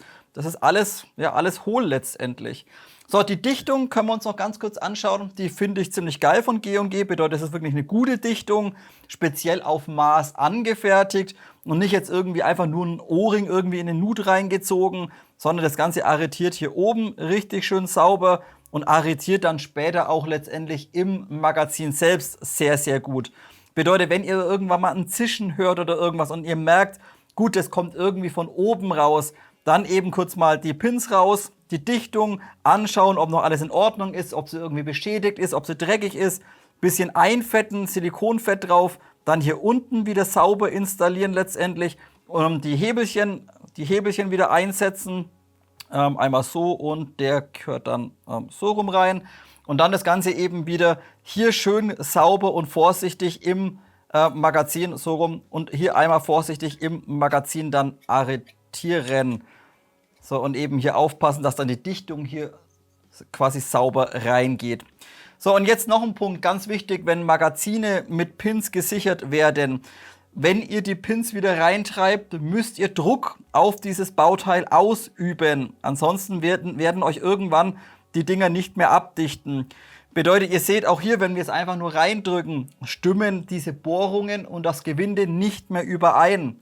Bedeutet, ihr müsst einfach, bevor ihr die Schrauben reinknallt, müsst ihr immer Druck auf dieses innere Bauteil ausüben. Bedeutet, ich gehe hierher, drücke mit sehr viel Schmackes gegen diese Dichtung sozusagen und erst dann, wenn das Gewinde übereinstimmt, schraube ich diese Schraube rein. Also immer mit Druck letztendlich, auch auf der gegenüberliegenden Seite, immer Druck ausüben gegen die Dichtung, dass sie schön zusammengepresst wird und erst dann könnt ihr letztendlich Schrauben und Pins wieder installieren. So, auch nicht übertreiben, gut handfest zu. So, und dann stimmen nämlich auch die Löcher von den Pins wieder überein und wir können diese mit einem Hammer letztendlich wieder reintreiben. Gut, Leute, dann machen wir weiter mit der Demontage. Die meisten von euch oder wer schon mal eine GBB gespielt hat oder auch wer eine Scharfwaffe hat, das meiste ist eigentlich selbsterklärend, geht genauso wie bei allen anderen. Nur beim Hop-Up-System müssen wir im Detail drüber sprechen oder müsst ihr bei der Demontage ein bisschen aufpassen, ansonsten könntet ihr vielleicht das Hop-Up-System kaputt machen, denn es ist nicht sofort ersichtlich, wie ihr das Ganze auseinander bekommt. Bedeutet, wenn mal das Hop-Up-Bucking verschlissen sein sollte, dann, wie gesagt, schaut kurz rein. Ich zeichne es einfach für euch auch. Ich nehme es einfach für die Nachwelt auf, wenn mal jemand Hilfe benötigt. Also, wie gesagt, wir beginnen erstmal bei der Demontage ganz normal hinten. Ganz normal den Pin raustreiben, wie üblich bei einer AR. Den Pin einmal komplett raus, kräftig durchdrücken, das ganze System einmal aufklappen und dann könnt ihr letztendlich bereits Spannhebel zusammen mit dem Verschluss entnehmen. Wie gesagt, ganz normal nach hinten raus. Haben wir uns ja gerade oder vorhin schon beim Thema Nozzle und Energie bereits angeschaut. Ihr seht auch, ich habe Küchenpapier auf dem ganzen Tisch verteilt, denn G&G schmiert das System standardmäßig einwandfrei. Also ihr habt hier nicht irgendwo eine trockene Abzugsgruppe, eine trockene Nozzle oder sowas. Nein, das ganze System ist ab Lieferung bereits sehr, sehr gut gefettet und geschmiert. Müsst euch also hier erstmal keine Sorgen machen, was die Wartung angeht. So, dann nehmen wir letztendlich hier einmal den gesamten Upper Receiver auseinander, also Lower und Upper voneinander trennen. Denn jetzt können wir hier am Upper Receiver bereits mit unserem Hop-Up weitermachen. Zunächst müssen wir vorne Muzzle Brake bzw. Mündungsbremse entfernen. Seht ihr, wird auch wieder mit einem kleinen Gewindestift gesichert. Dieser ist aber nicht unten wie bei anderen Kniften, sondern dieser ist seitlich, also sofort ersichtlich. Dementsprechend lösen wir diesen ein klein wenig an und können dann gesamte Mündungsbremse ganz normal einmal wegschrauben. Ist letztendlich ein ganz normales 14 mm Linksgewinde. Bedeutet, wir drehen nach rechts weg. So, und dann habe ich euch vorhin schon kurz angesprochen, ich bin mir aber nicht ganz sicher, ob man das gut erkennen konnte. Dementsprechend wiederhole ich mich jetzt noch mal ganz kurz. Oder für die Leute, die es eben überseppt haben sollten. Ihr habt hier innen drin eine absolut geil nachgebildete Gasabnahme. Bedeutet Gasabnahme, Gasgestänge hier oben. Wirklich aus Edelstahl, sieht mega aus. Nur hier vorne habt ihr eben den Einstellring bei einer Scharfwaffe für Schalldämpferbetrieb zum Beispiel, habt ihr einen kleinen Versatz. Bedeutet, das Gewinde sitzt quasi weiter hinten, wie hier oben diese Fläche.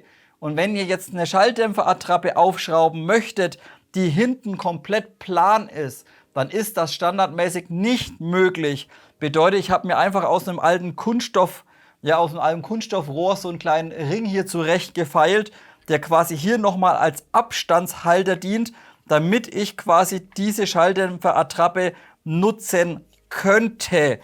Wie gesagt, schraubt man dann schön kräftig hier einmal drauf, können wir noch ein bisschen schön ausrichten mit einem O-Ring. Und dann seht ihr, dass wir hier quasi einen kleinen Abstand dazwischen haben. Hier müsst ihr euch halt überlegen, was ihr macht, je nachdem, wenn ihr eben unbedingt eine Schalldämpferattrappe nutzen möchte. Hätte G&G gerne den Outer nochmal um 5 bis 6 mm nach vorne ziehen können, damit das Gewinde eben weiter vorne liegt. Und eben, wie vorhin vielleicht schon kurz angesprochen, Thema Hop-Up mit einer Schalldämpferattrappe zum Einstellen ist dann auch nicht mehr ganz so geil, denn ihr braucht natürlich einen längeren Inbus. So, also machen wir weiter mit der Demontage. Jetzt machen wir als allererstes mal den Vorderschaft weg und der wird hier letztendlich über 8 Linsenkopfschrauben von außen gehalten. So, diese 8 Schrauben ballern wir alle komplett weg. Alle 8 Schrauben gelöst, ziehen wir den Vorderschaft ein bisschen vorsichtig von der Barrel Nut runter. So, wird hier, wie gesagt, auf der Stahl-Barrel Nut übrigens sehr kräftig verschraubt. So, und dann haben wir hier könnt ihr schon mal sehen, eben diese schöne Gasgestänge, welches hier aus Edelstahl nachgebildet wurde. Traumhaft, richtig schön gemacht von G&G.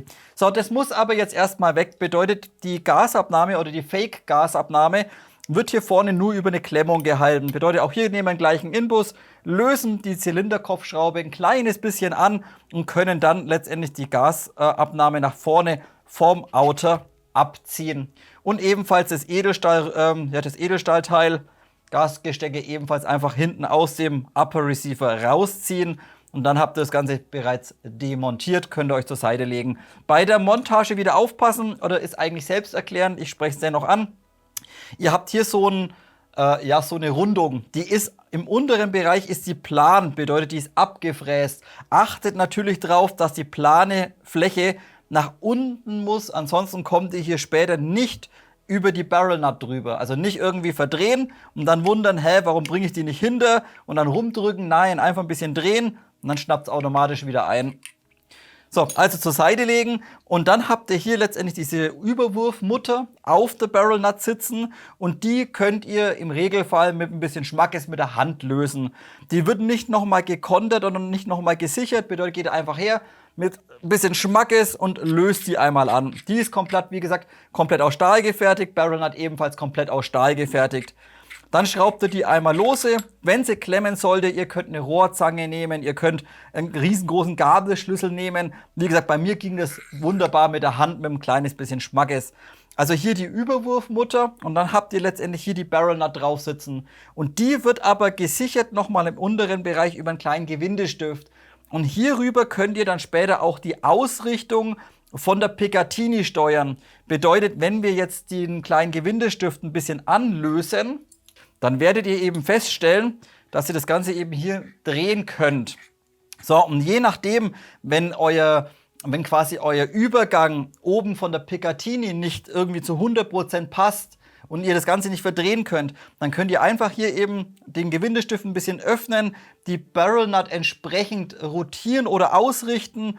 Ich orientiere euch einfach hier seitlich quasi am Gehäuse, dass das Ganze quasi plan ist.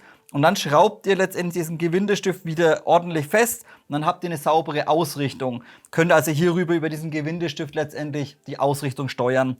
So, wir lösen aber auf jeden Fall das ganze Stahlteil oder die gesamte Barrel Nut, denn dann kommen wir auch ans Hobab ran. Bedeutet, ihr müsst jetzt nicht anfangen, bitte fangt nicht da vorne drin an, irgendwie dieses Klicksystem zu demontieren oder da mit der Zange vorne rumzupopeln. Braucht ihr nicht. Nur hinten Barrel Nut und dann könnt ihr nämlich gesamten Outer aus dem Receiver oder aus dem Upper entsprechend entfernen und kommt dann hier von hinten sozusagen an die Hobab-Kammer ran. Bedeutet, wir können jetzt auch erstmal diese Überwurfhülse, welche ebenfalls aus Stahl ist, mit ein bisschen Schmackes nach hinten abziehen. Seht ihr, die wird hier letztendlich über zwei so Schräubchen fixiert bzw. arretiert, mit ein bisschen Noddeln und kräftig ziehen. Bekommt das ja aber nach hinten runter. Wie gesagt, sitzt sehr, sehr passgenau und später natürlich aufpassen, wo ist oben, wo ist unten. Hier natürlich von hinten gucken, hier ist die Kugelrampe. Bedeutet, das hier ist unten sozusagen. Nicht, dass das ja auf einmal verdreht und so rum dann drauf baut, dann passt es nicht mehr. Also immer gucken von der Ausrichtung, wo ist unten. Ist genauso natürlich auch dann später bei der Hobab-Kammer, dass es wieder übereinstimmt. Also die Stahlhülse einfach abziehen und dann habt ihr hier nämlich bereits die Hobab-Kammer drin. Und da seht ihr, die wird links und rechts ebenfalls nochmal mit einem kleinen Gewindestift im Outer sozusagen gehalten. Bedeutet, hier nehmen wir auch einen kleinen Inbus her und lösen diese beiden kleinen Gewindestifte oder auch Madenschrauben.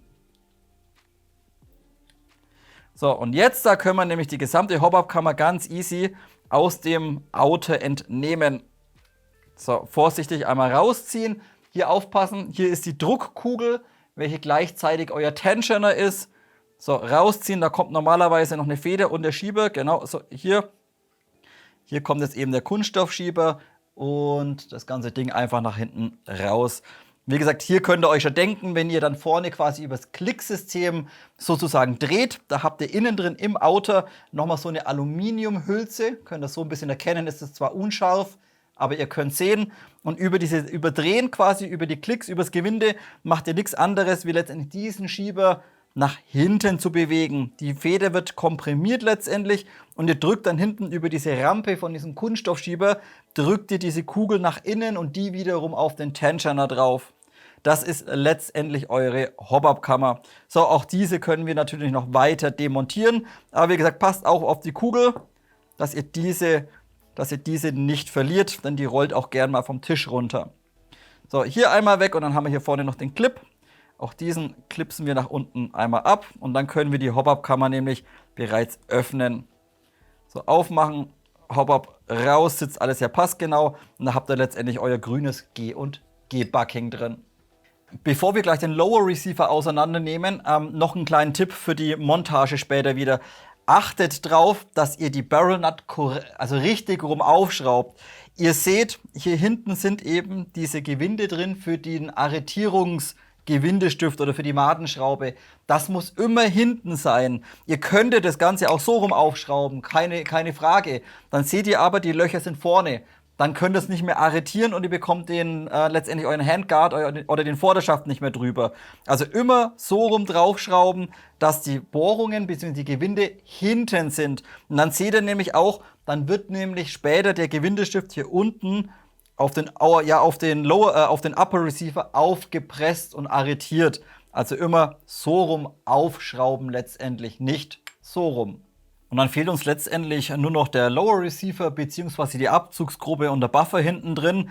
Das geht auch nahezu identisch wie bei anderen AR-15 Modellen. Es gibt aber auch wieder einen Punkt, wo nicht gleich ersichtlich ist. Also wer wieder Probleme hat, ich zeige es euch ganz kurz, wie ihr die Abzugsgruppe rausbekommt. Mal für eine Wartung zum Nachschmieren oder wenn eine Feder verschlissen ist oder sowas. Wie gesagt, ich zeige es euch mal. Also zunächst mal, wir spannen mal den Hahn oder den Hammer, drücken uns schön hinten rein, dass er unten bleibt. Und dann knallen wir uns da hinten den Buffer raus. Das geht Standard, bedeutet, wir haben hier unten die Bufferhalterung sozusagen unter dem Buffer. Die ist gefedert, wir halten den Buffer, drücken da unten drauf. Seht ihr, die kann dann, wenn ihr das sehen könnt, hier unten drin, die geht nach unten und entsprechend könnt ihr dann den Buffer letztendlich kommen lassen und aus der Buffer-Tube sozusagen oder aus dem Pufferrohr letztendlich entnehmen. Raus mit dem Klump. So, jetzt zur Abzugsgruppe. Jetzt fangen wir erstmal an und wir lösen als allererstes mal unten den Pistolengriff, denn wir müssen unbedingt auf die Feder und auf die kleine Kugel aufpassen, welche für das Klicksystem von unserem Feuerwahlhebel zuständig ist. Bedeutet, wir gehen mit dem Inbus. Was ist das für einer? Steht doch eigentlich drauf. 5er? Ja, müsste ein 5er sein. Also mit dem 5er Inbus, vielleicht ist es auch ein 6er, keine Ahnung.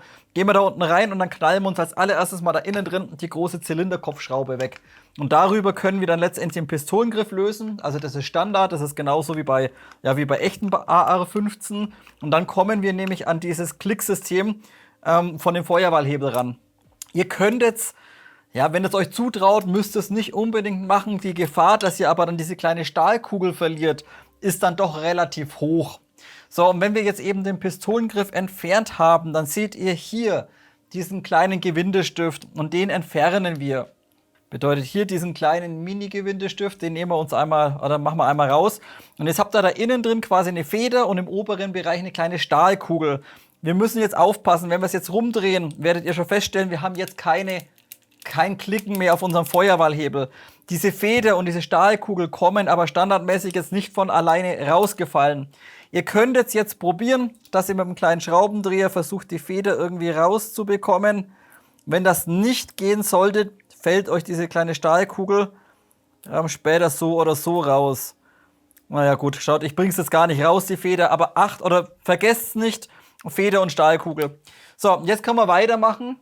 Und zwar im hinteren Bereich, beim hinteren Pin für den Receiver, haben wir hinten eine Linsenkopfschraube drin.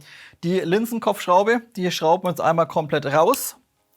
Das wäre dann einmal diese hier. Und ebenfalls unseren Magazinhalter hier vorne, den schrauben wir uns ebenfalls einmal ab. Ups.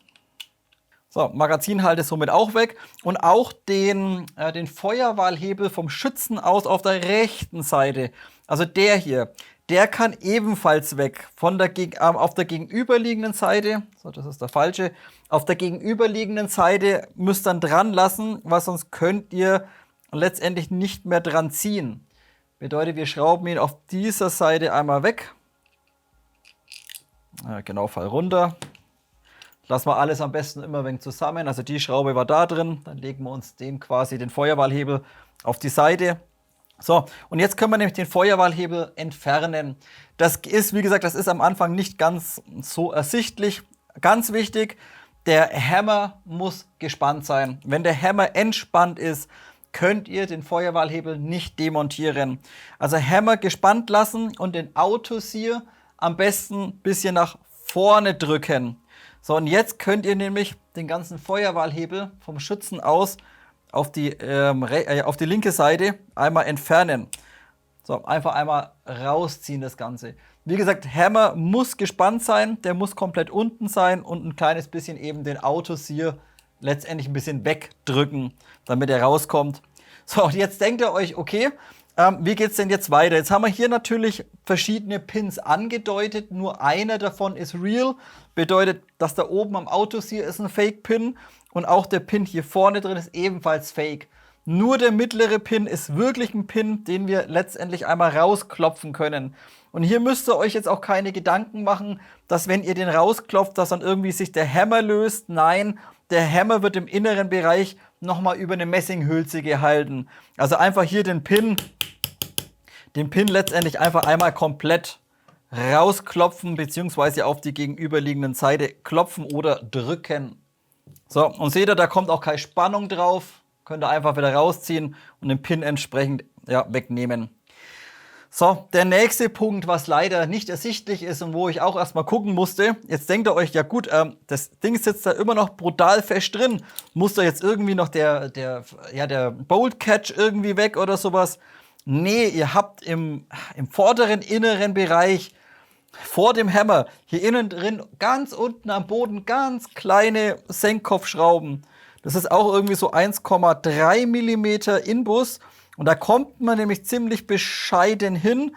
Und auch ist die Hammer Spring ein kleines bisschen im Weg. Bedeutet, wie gesagt, ich bringe auch kein Licht rein. Oder wartet mal. Taschenlampe.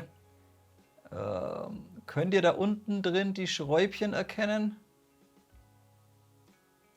Ja, so müsst ihr das sehen können. Da sind 2 Stück drin, links und rechts. Da ist normalerweise kein Licht drin und entsprechend sieht man die nicht. Die beiden müssen gelöst werden. Aber wie gesagt, passt ein bisschen auf.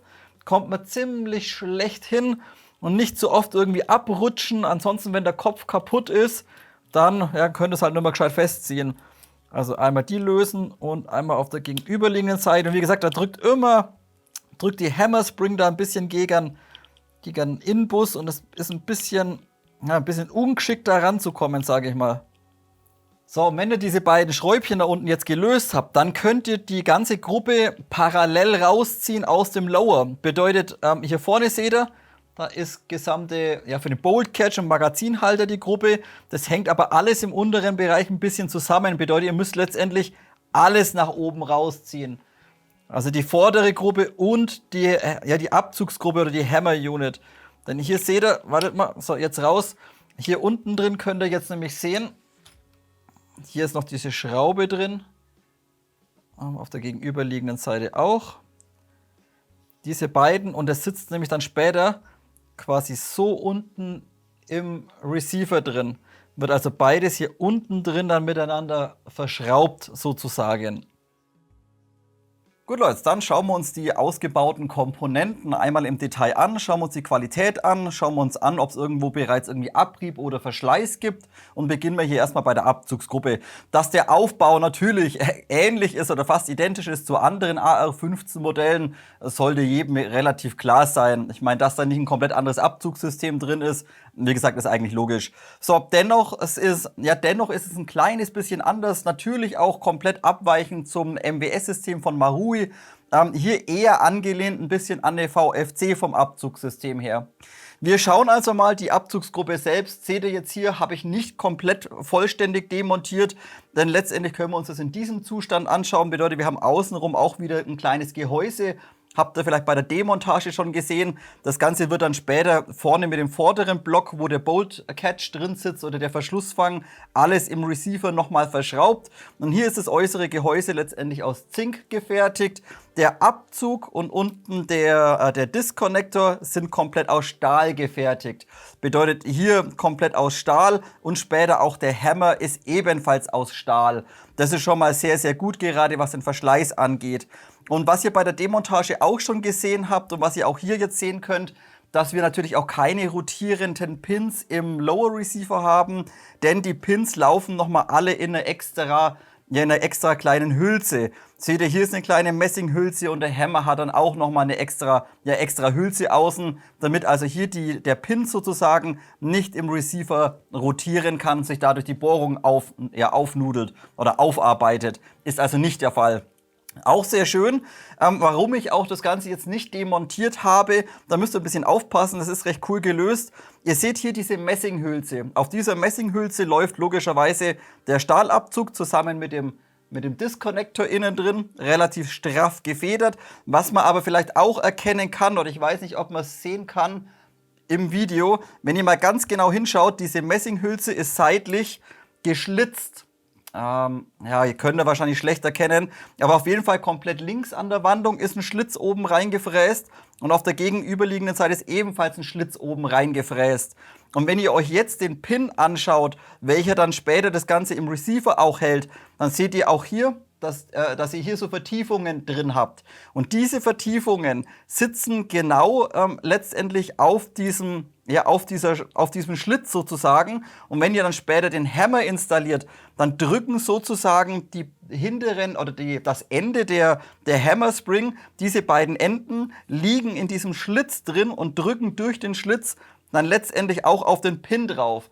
Bedeutet, der Pin wird zusätzlich auch über die Feder gesichert und kann euch nicht dann irgendwie aus dem System rausrutschen, auch wenn ja viel Vibration drauf kommt. Also das finde ich von der Bauteilsicherung finde ich das schon ziemlich gut umgesetzt, muss man sagen. Auch so kann man sagen, passt das alles wunderbar. Ihr habt es bei der Demontage gesehen. Gesamte Abzugsgruppe sitzt hervorragend im Lower Receiver drin. An die vorderen Schrauben kommt man ein bisschen umständlich ran, muss man sagen. Aber wenn man da Bescheid weiß, dass da Schrauben drin sind, wie gesagt, bekommt man super einfach gelöst. Kann es rausziehen, kann es reinigen, kann es nachschmieren, wenn nötig. Funktioniert tadellos und die Passgenauigkeit ist so oder so tippitoppi. Also hier kann man absolut nichts kritisieren. Auch wenn wir uns die vordere Kante anschauen, wo später der Hammer arretiert, unten am Abzug, auch hier absolut keine Druckstelle sichtbar, kein Material irgendwie jetzt bis jetzt weggerieben, obwohl ich wirklich bis sehr viele Magazine rausgeknallt habe. Gar nichts. Selbst mit Blackgas oder sowas sieht astrein aus. Da ist sogar diese Beschichtung von dem Stahl ist noch vorhanden. Also da hat man schon deutlich Schlechteres gesehen. Tipptopp, muss ich sagen. Und auch die Arretierungsflächen selbst sind groß genug. Bedeutet, wenn wir uns also auch mal den Hammer anschauen, quasi hier den Hammer einmal anschauen, da haben wir auch zunächst mal klar die Hammer Spring und dann seht ihr hier eben nochmal diese Hülse. Bedeutet hier Hammer komplett aus Stahl und auch diese Hülse ebenfalls komplett aus Stahl gefertigt. Bedeutet, auch hier läuft der Hammer dann letztendlich nochmal in einer extra Hülse. Und dann kann sich da irgendwie nichts aufarbeiten oder sowas. Auch der Hammer macht qualitativ einen super Eindruck, wenn ihr euch die Arretierungsflächen mal anschaut, wo das Ganze am Abzug quasi unten arretiert. Auch hier nichts sichtbar, kein Verschleiß und sehr groß gewählt.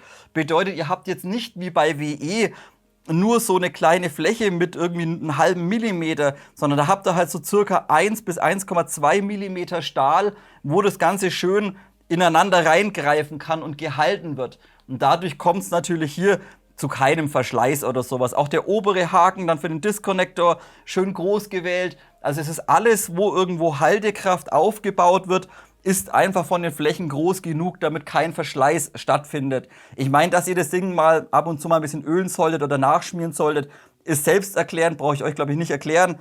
Aber wie gesagt, so von der Konstruktion her astrein. Auch, dass natürlich komplett Stahl ist, finde ich klasse, auch vom Preis-Leistungs-Verhältnis. Wenn ihr überlegt, man bekommt teilweise heutzutage noch GBBs, wo alles aus Zink ist und für die Dinger bezahlt ihr teilweise 550 €. Und hier, wie gesagt, für einen relativ fairen Preis auch komplette Abzugsgruppe aus Stahl und sehr gut konstruiert. Dann haben wir hier oben wieder einen Roller drin, bedeutet Hammer Roller, hier oben so ein kleines Gleitlager.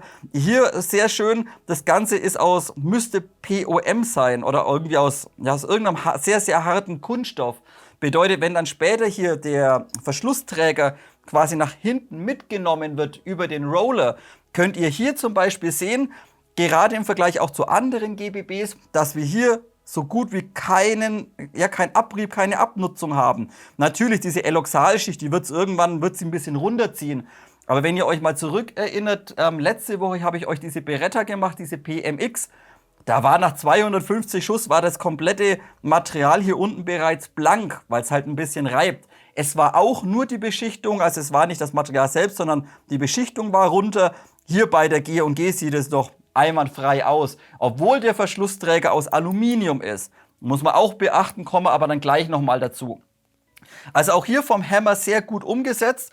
Und was ich euch dann vielleicht später nochmal zeigen kann, oder ich erkläre es euch mal nochmal ganz kurz, das hatten wir jetzt die letzte Zeit auch schon mal bei einer GBB. Und zwar die, wie soll ich euch das erklären? Der Hammer selbst sitzt nicht passgenau in der Abzugsgruppe drin. Passt mal auf, ich versuche euch das mal kurz ein bisschen näher zu bringen.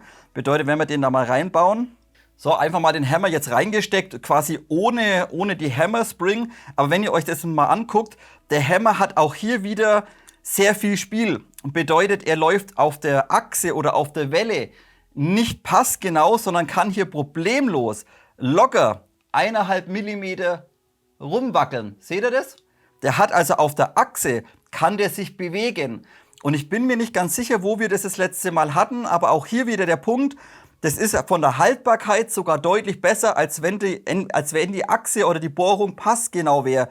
Denn wenn der Hammer hier ein kleines bisschen rotieren kann oder quasi ein bisschen Luft und Spiel hat und entsprechend nicht 100% perfekt hier oben anliegt beim Aufziehen, dann habt ihr hier einfach aufgrund des Spiels ist deutlich verschleißarmer. Also auch hier wieder sehr, sehr gut umgesetzt, was die Haltbarkeit und was das Laufverhalten angeht. Also hier nicht passgenau, sondern einfach ein bisschen Spiel, damit es auch kein Problem ist, wenn er mal ein bisschen schräg gedrückt wird oder sowas. Es reibt nichts, es hakt nichts, läuft tadellos das Ganze. Dann lasst uns weitermachen mit dem Bolt Catch oder Verschlussfang. Und dieser ist von der Konstruktion ähnlich wie bei VFC. Bedeutet, wir haben zunächst mal im Receiver dann oder im Lower diesen ganzen massiven Block hier drin sitzen. Da habt ihr mehrere Bauteile. Zunächst mal der gesamte Firing Pin. Der ist hier auch nochmal übrigens gefräst. Also ihr seht hier, das ist kein Materialabrieb, sondern das wurde nochmal abgefräst, so wie das aussieht, richtig schön gerade und blank. Und das ist der Firing Pin. Bedeutet, der Firing Pin ist zunächst mal sehr, sehr groß und dick gewählt, wo später der Hammer letztendlich draufschlägt. Und ihr seht auch, wir haben hier im Vergleich zu Marui ist es, glaube ich, haben wir wieder einen Prellschlag. Bedeutet, der Firing Pin wird jetzt nicht direkt mit dem Hammer verbunden und dann nach vorne geschoben auf das Ventil drauf, sondern der Hammer knallt euch da hinten auf die Fläche drauf. Daher der Firing Pin aus Stahl ist, die Fläche sehr groß ist, gehe ich aber definitiv nicht davon aus, dass es hier irgendwelche Probleme geben sollte, dass das Ding dann irgendwie platt gehauen wird. Siehe auch wieder die alten WE-Modelle, wo der Firing Pin teilweise oder sehr häufig aus Zinkguss war. Wenn man da mal 4.000, 5.000 Schuss durchgeknallt hat, dann konnte man richtig so eine Wulst dann außenrum sehen, da einfach der Zink zu weich ist und sich entsprechend das Material platt drückt. Daher hier eben alles aus Stahl ist und groß genug gewählt ist von der Fläche her. Wie gesagt, kann man hier auch absolut nichts kritisieren. So, und der Aufbau ist dann zweiteilig. Bedeutet, ihr seht diese Hälfte hier von dem gesamten Gehäuse, nenne ich es jetzt einfach mal, die ist aus Zinkguss gefertigt. Und das gesamte gegenüberliegende Teil, also dieser gesamte Block hier, wo letztendlich später oben der Verschlussfang dagegen knallt, das ist alles aus Stahl wieder gefertigt. Bedeutet, das Teil hier wieder komplett, die Seite hier komplett aus Stahl und natürlich auch der gesamte Verschlussfang ist ebenfalls komplett aus Stahl gefertigt. Und ihr seht auch, dass wir hier wieder sehr viel Material haben oder eine sehr große Fläche haben, wo dann der gesamte Verschluss letztendlich dagegen laufen kann und gehalten wird. Also auch hier nicht zu dünn gewählt oder sowas, dass es schnell zu Verschleiß kommt. Ganz im Gegenteil, wie gesagt, so groß dimensioniert hat es letztendlich VFC auch. Also auch hier würde ich absolut nichts kritisieren. Und da eben die relevanten Bauteile wieder komplett aus Stahl gefertigt sind, würde ich auch hier behaupten, tipptopp umgesetzt. So, und dann können wir nämlich gleich weitermachen mit dem Verschlussträger. Den habt ihr vielleicht vorhin beim Thema Energie schon gesehen. Hier sehr verblüffend, muss ich sagen. Denn jetzt habt ihr eben gerade mitbekommen, der Bolt Catch an sich ist komplett aus Stahl. Der Verschlussträger selbst ist aber bei G&G aus Aluminium gefertigt. Bedeutet sehr, sehr leicht das Ganze, kein Zinkguss, kein Stahl, sondern Aluminium. Und dennoch kickt das Ding unheimlich, denn der Rückstoß wird durch den Buffer erzeugt. Denn hier ist eben der Bolt Carrier aus Alu oder der Verschlussträger Und der Buffer selbst, der quasi nach hinten schießt, das ist ein riesengroßes, fettes Stahlteil. Ich habe vorhin für euch mal nachgewogen, das Ding wiegt 180 Gramm und hier wird letztendlich der Rückstoß generiert. Bedeutet, wenn der hier ebenfalls aus Aluminium gewesen wäre und entsprechend weniger Masse gehabt hätte, dann hätte das Modell auch deutlich weniger Rückstoß gehabt. Wie gesagt, hier wird der Rückstoß eben durch den Buffer erzeugt, Buffergewicht und nicht aufgrund des Gewichtes von dem Verschlussträger. So, und jetzt bin ich zuerst mal davon ausgegangen, gut, Alu bin ich jetzt eigentlich kein Fan davon. Das könnt ihr gerade beim Bolt Catch sehr schnell verschleißen. Kennt man ja auch teilweise bei vielen anderen GBB-Modellen. Selbst wenn das Ding aus Stahl ist, dass es euch vorne die Kante vom Bolt Catch einfach platt drückt oder kaputt haut. Und das ist verblüffenderweise bei dem G&G-Modell absolut nicht der Fall. Schaut mal bitte da vorne ran. Ihr habt hier eine schöne große Kante letztendlich drin. Also diese gesamte Fläche ist für euren Bolt Catch zuständig. Greift dann quasi letztendlich, wenn der hochfährt, greift das Ganze hier unten rein. Und wie gesagt, normalerweise geht man davon aus, okay, das Zeug ist aus Alu. Da müsste eigentlich nach gut 1000, 2000 Schuss, müsste man da schon Verschleiß sehen. Schaut euch mal die Kante an. Da ist sogar die Eloxalschicht auf dem Alu ist noch vollständig vorhanden. Warum ist das so? Nee, wie gesagt, bei vielen anderen Modellen immer wieder ein Problem. Diese Kante hier, wenn einfach der Buffer nach vorne katapultiert wird und hier eben der Schlag drauf kommt, entsprechend hat es eben Marui mit dem MBS recht cool umgesetzt, mit der Federung innen drin. Ist hier nicht der Fall, aber dennoch gibt es keinen Verschleiß. Also hier Hut ab, wie sie das gemacht haben, dass hier die Kante nicht verschleißt, obwohl es Alu ist. Sehr, sehr geil, muss ich sagen. Wirklich richtig, richtig klasse. Auch so, wie gesagt, Verschlussträger. Ihr seht auch keine großen Schleifspuren irgendwie, dass es irgendwo recht kratzt, irgendwie körnig ist oder sowas. Gar nichts. Ist natürlich alles gefettet. Entsprechend muss ich die ganze Zeit der Griffe abputzen. Wie gesagt, klasse, schön, gefällt mir. Hier oben der Nozzle Stop und auch die Führung später für den Charging Handle oder Spannhebel ist aus Stahl wieder hier oben gefertigt. Auch die Schrauben sitzen wunderbar. Also mir ist jetzt auch nicht aufgefallen, dass sich die irgendwie losnudeln oder sowas. Gar nichts. Tippitoppi. Die Nozzle läuft einwandfrei vorne drin. Die Abdichtung ist hervorragend. Und entsprechend halt, wie vorhin auch schon angesprochen, die Effizienz für ein AR15 Modell wirklich extrem gut. Hatte ich noch nie so gesehen. Also über 170 Schuss, glaube ich, waren wir. Einfach mega. Richtig, richtig gut. Wie sie das genau machen mit der Effizienz, ob das jetzt an dem leichten Verschlussträger liegt, kann ich euch nicht erklären, denn letztendlich, der Buffer ist ja auch schwer. Also macht es eigentlich keinen Unterschied zu anderen Modellen. Aber dennoch hat die G&G einfach eine unheimlich gute Effizienz. Nozzles habt ihr dann vorhin schon gesehen, eben die unterschiedlichen mit den unterschiedlichen Inner Valves drin. Die ist komplett aus Polyamid-Kunststoff gefertigt, also sehr, sehr guter Kunststoff, muss man sagen. Läuft sauber, reibt nicht, hakt nicht, ist auch ab Werk gut gefettet innen drin, gut geschmiert. Könnt ihr hier auch nochmal sehen, wenn wir es rausziehen. Die Dichtung ist ein kleines bisschen anders, wie man es eigentlich kennt. Bedeutet, wenn wir uns mal so den Nozzle anschauen, Qualität, wie gesagt, hervorragend. Auch hier unten vorne letztendlich die Feeding-Lippe schön dick gewählt, nicht zu dünn oder sowas, dass sie gleich wegbricht. Gar nichts, also das ist solide konstruiert, würde ich mal behaupten. So, die Dichtung ist ein bisschen speziell. Im Regelfall habt ihr hinten einen O-Ring drin oder teilweise sogar einen ventilierten O-Ring. Bedeutet, ihr habt hier hinten so eine Art Piston-Head, der umgedreht ist mit Löchern hinten, dass der O-Ring sich aufblasen kann. G&G geht hier ein bisschen anderen Weg, denn hier habt ihr eine PTFE-Dichtung drin und zwar 2 Stück. Wie das Ganze abdichtet, blicke ich nicht. Also das ist mir zu hoch, keine Ahnung. Denn hier ist letztendlich ein Schlitz drin, da müsst ihr rein theoretisch das Gas ja hier durchzischen können. Bei der anderen Seite ist ja auch ein Schlitz drin. Ihr müsst ja eigentlich Gas entweichen. Ja, aber genau das tut's nicht. Also wie diese Dichtungen hier funktionieren aus diesem Teflon-Material oder PTFE-Material, blicke ich nicht. Aber wie gesagt, es funktioniert hervorragend, es bläst nichts ab, ihr seht keine Gaswolken rauskommen, auch wenn ihr schneller triggert. Dementsprechend gut umgesetzt. Wie gesagt, wie das funktioniert mit diesen Dichtungen, kein blassen Dunst. Auf jeden Fall funktioniert's. Dann habt ihr jetzt eben gerade den Buffer schon gesehen. Der ist, wie gesagt, hier bei der G&G vollständig komplett aus Stahl gefertigt. Und der Prügel erzeugt letztendlich den Kick nach hinten. So, hier müssen wir jetzt ein kleines bisschen drüber reden. So, komplettes Stahlteil, Vollmaterial, 180 Gramm. Also es ist ein richtig schöner Klopper.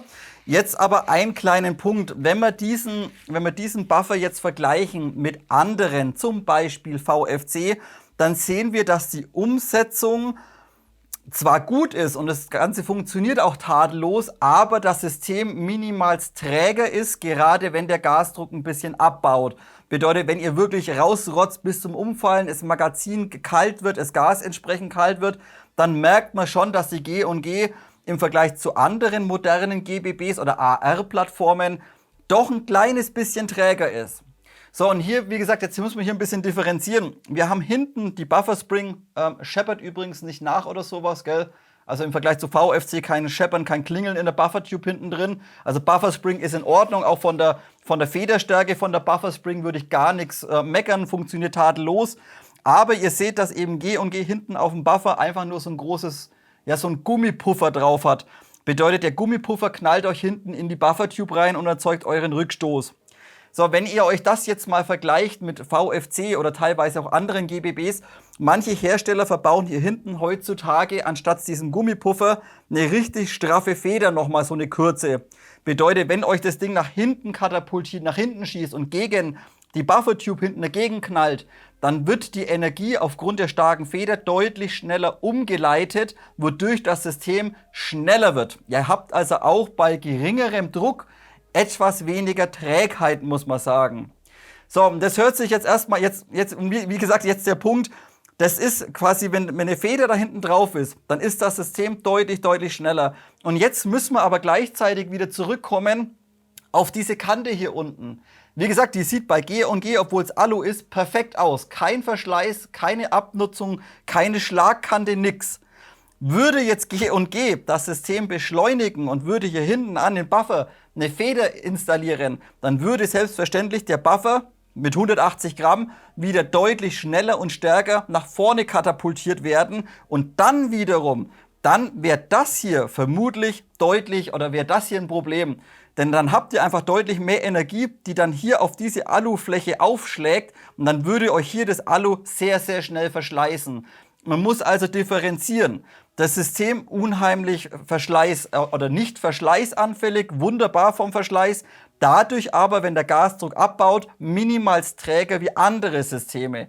Und wie gesagt, lieber nimmt man halt ein bisschen minimal stärkeres Gas für die Knifte. Dafür hat man aber hier halt keinen Verschleiß drin.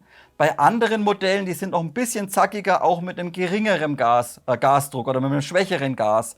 Also hier, wie gesagt, muss man ein bisschen differenzieren. Ich finde jetzt, es ist nicht verkehrt, da eben der Verschleiß hier vorne nicht vorhanden ist im Vergleich zu anderen Modellen. Gut, Leute, und abschließend wieder sehr umfangreich, selbstverständlich, Thema Lauf- und Hop-Up-System. So, dass ihr das Hop-Up von vorne über die Mündungsbremse einstellen müsst oder eben vorne an der Mündung mit einem Inbus, habe ich euch vorhin schon bereits alles erklärt. Ist, wie gesagt, von der Benutzerfreundlichkeit her, gerade wenn man Schalldämpfer, Attrappen oder Tracer montiert, ja, jein. Also wie gesagt, es funktioniert rein vom Einstellen, funktioniert es wirklich super. Ich finde dennoch gerade so VFC, die 416, wenn ihr das Hop-Up über die Gasabnahme einstellen könnt oder jetzt letztens erst die PMX von KWA, dass ihr mit dem Finger einfach reinkommt und dann ein Rotary innen drin habt, finde ich, ist ein bisschen benutzerfreundlicher wie die G&G. Dennoch werde ich es nicht irgendwie jetzt kritisch ansprechen, denn wie gesagt, rein vom Einstellen her funktioniert es wirklich spitze und verstellt sich auch nicht. Wir haben schon Schlimmeres gesehen, es gibt aber auch rein von der Benutzerfreundlichkeit her vom Einstellen auch Besseres.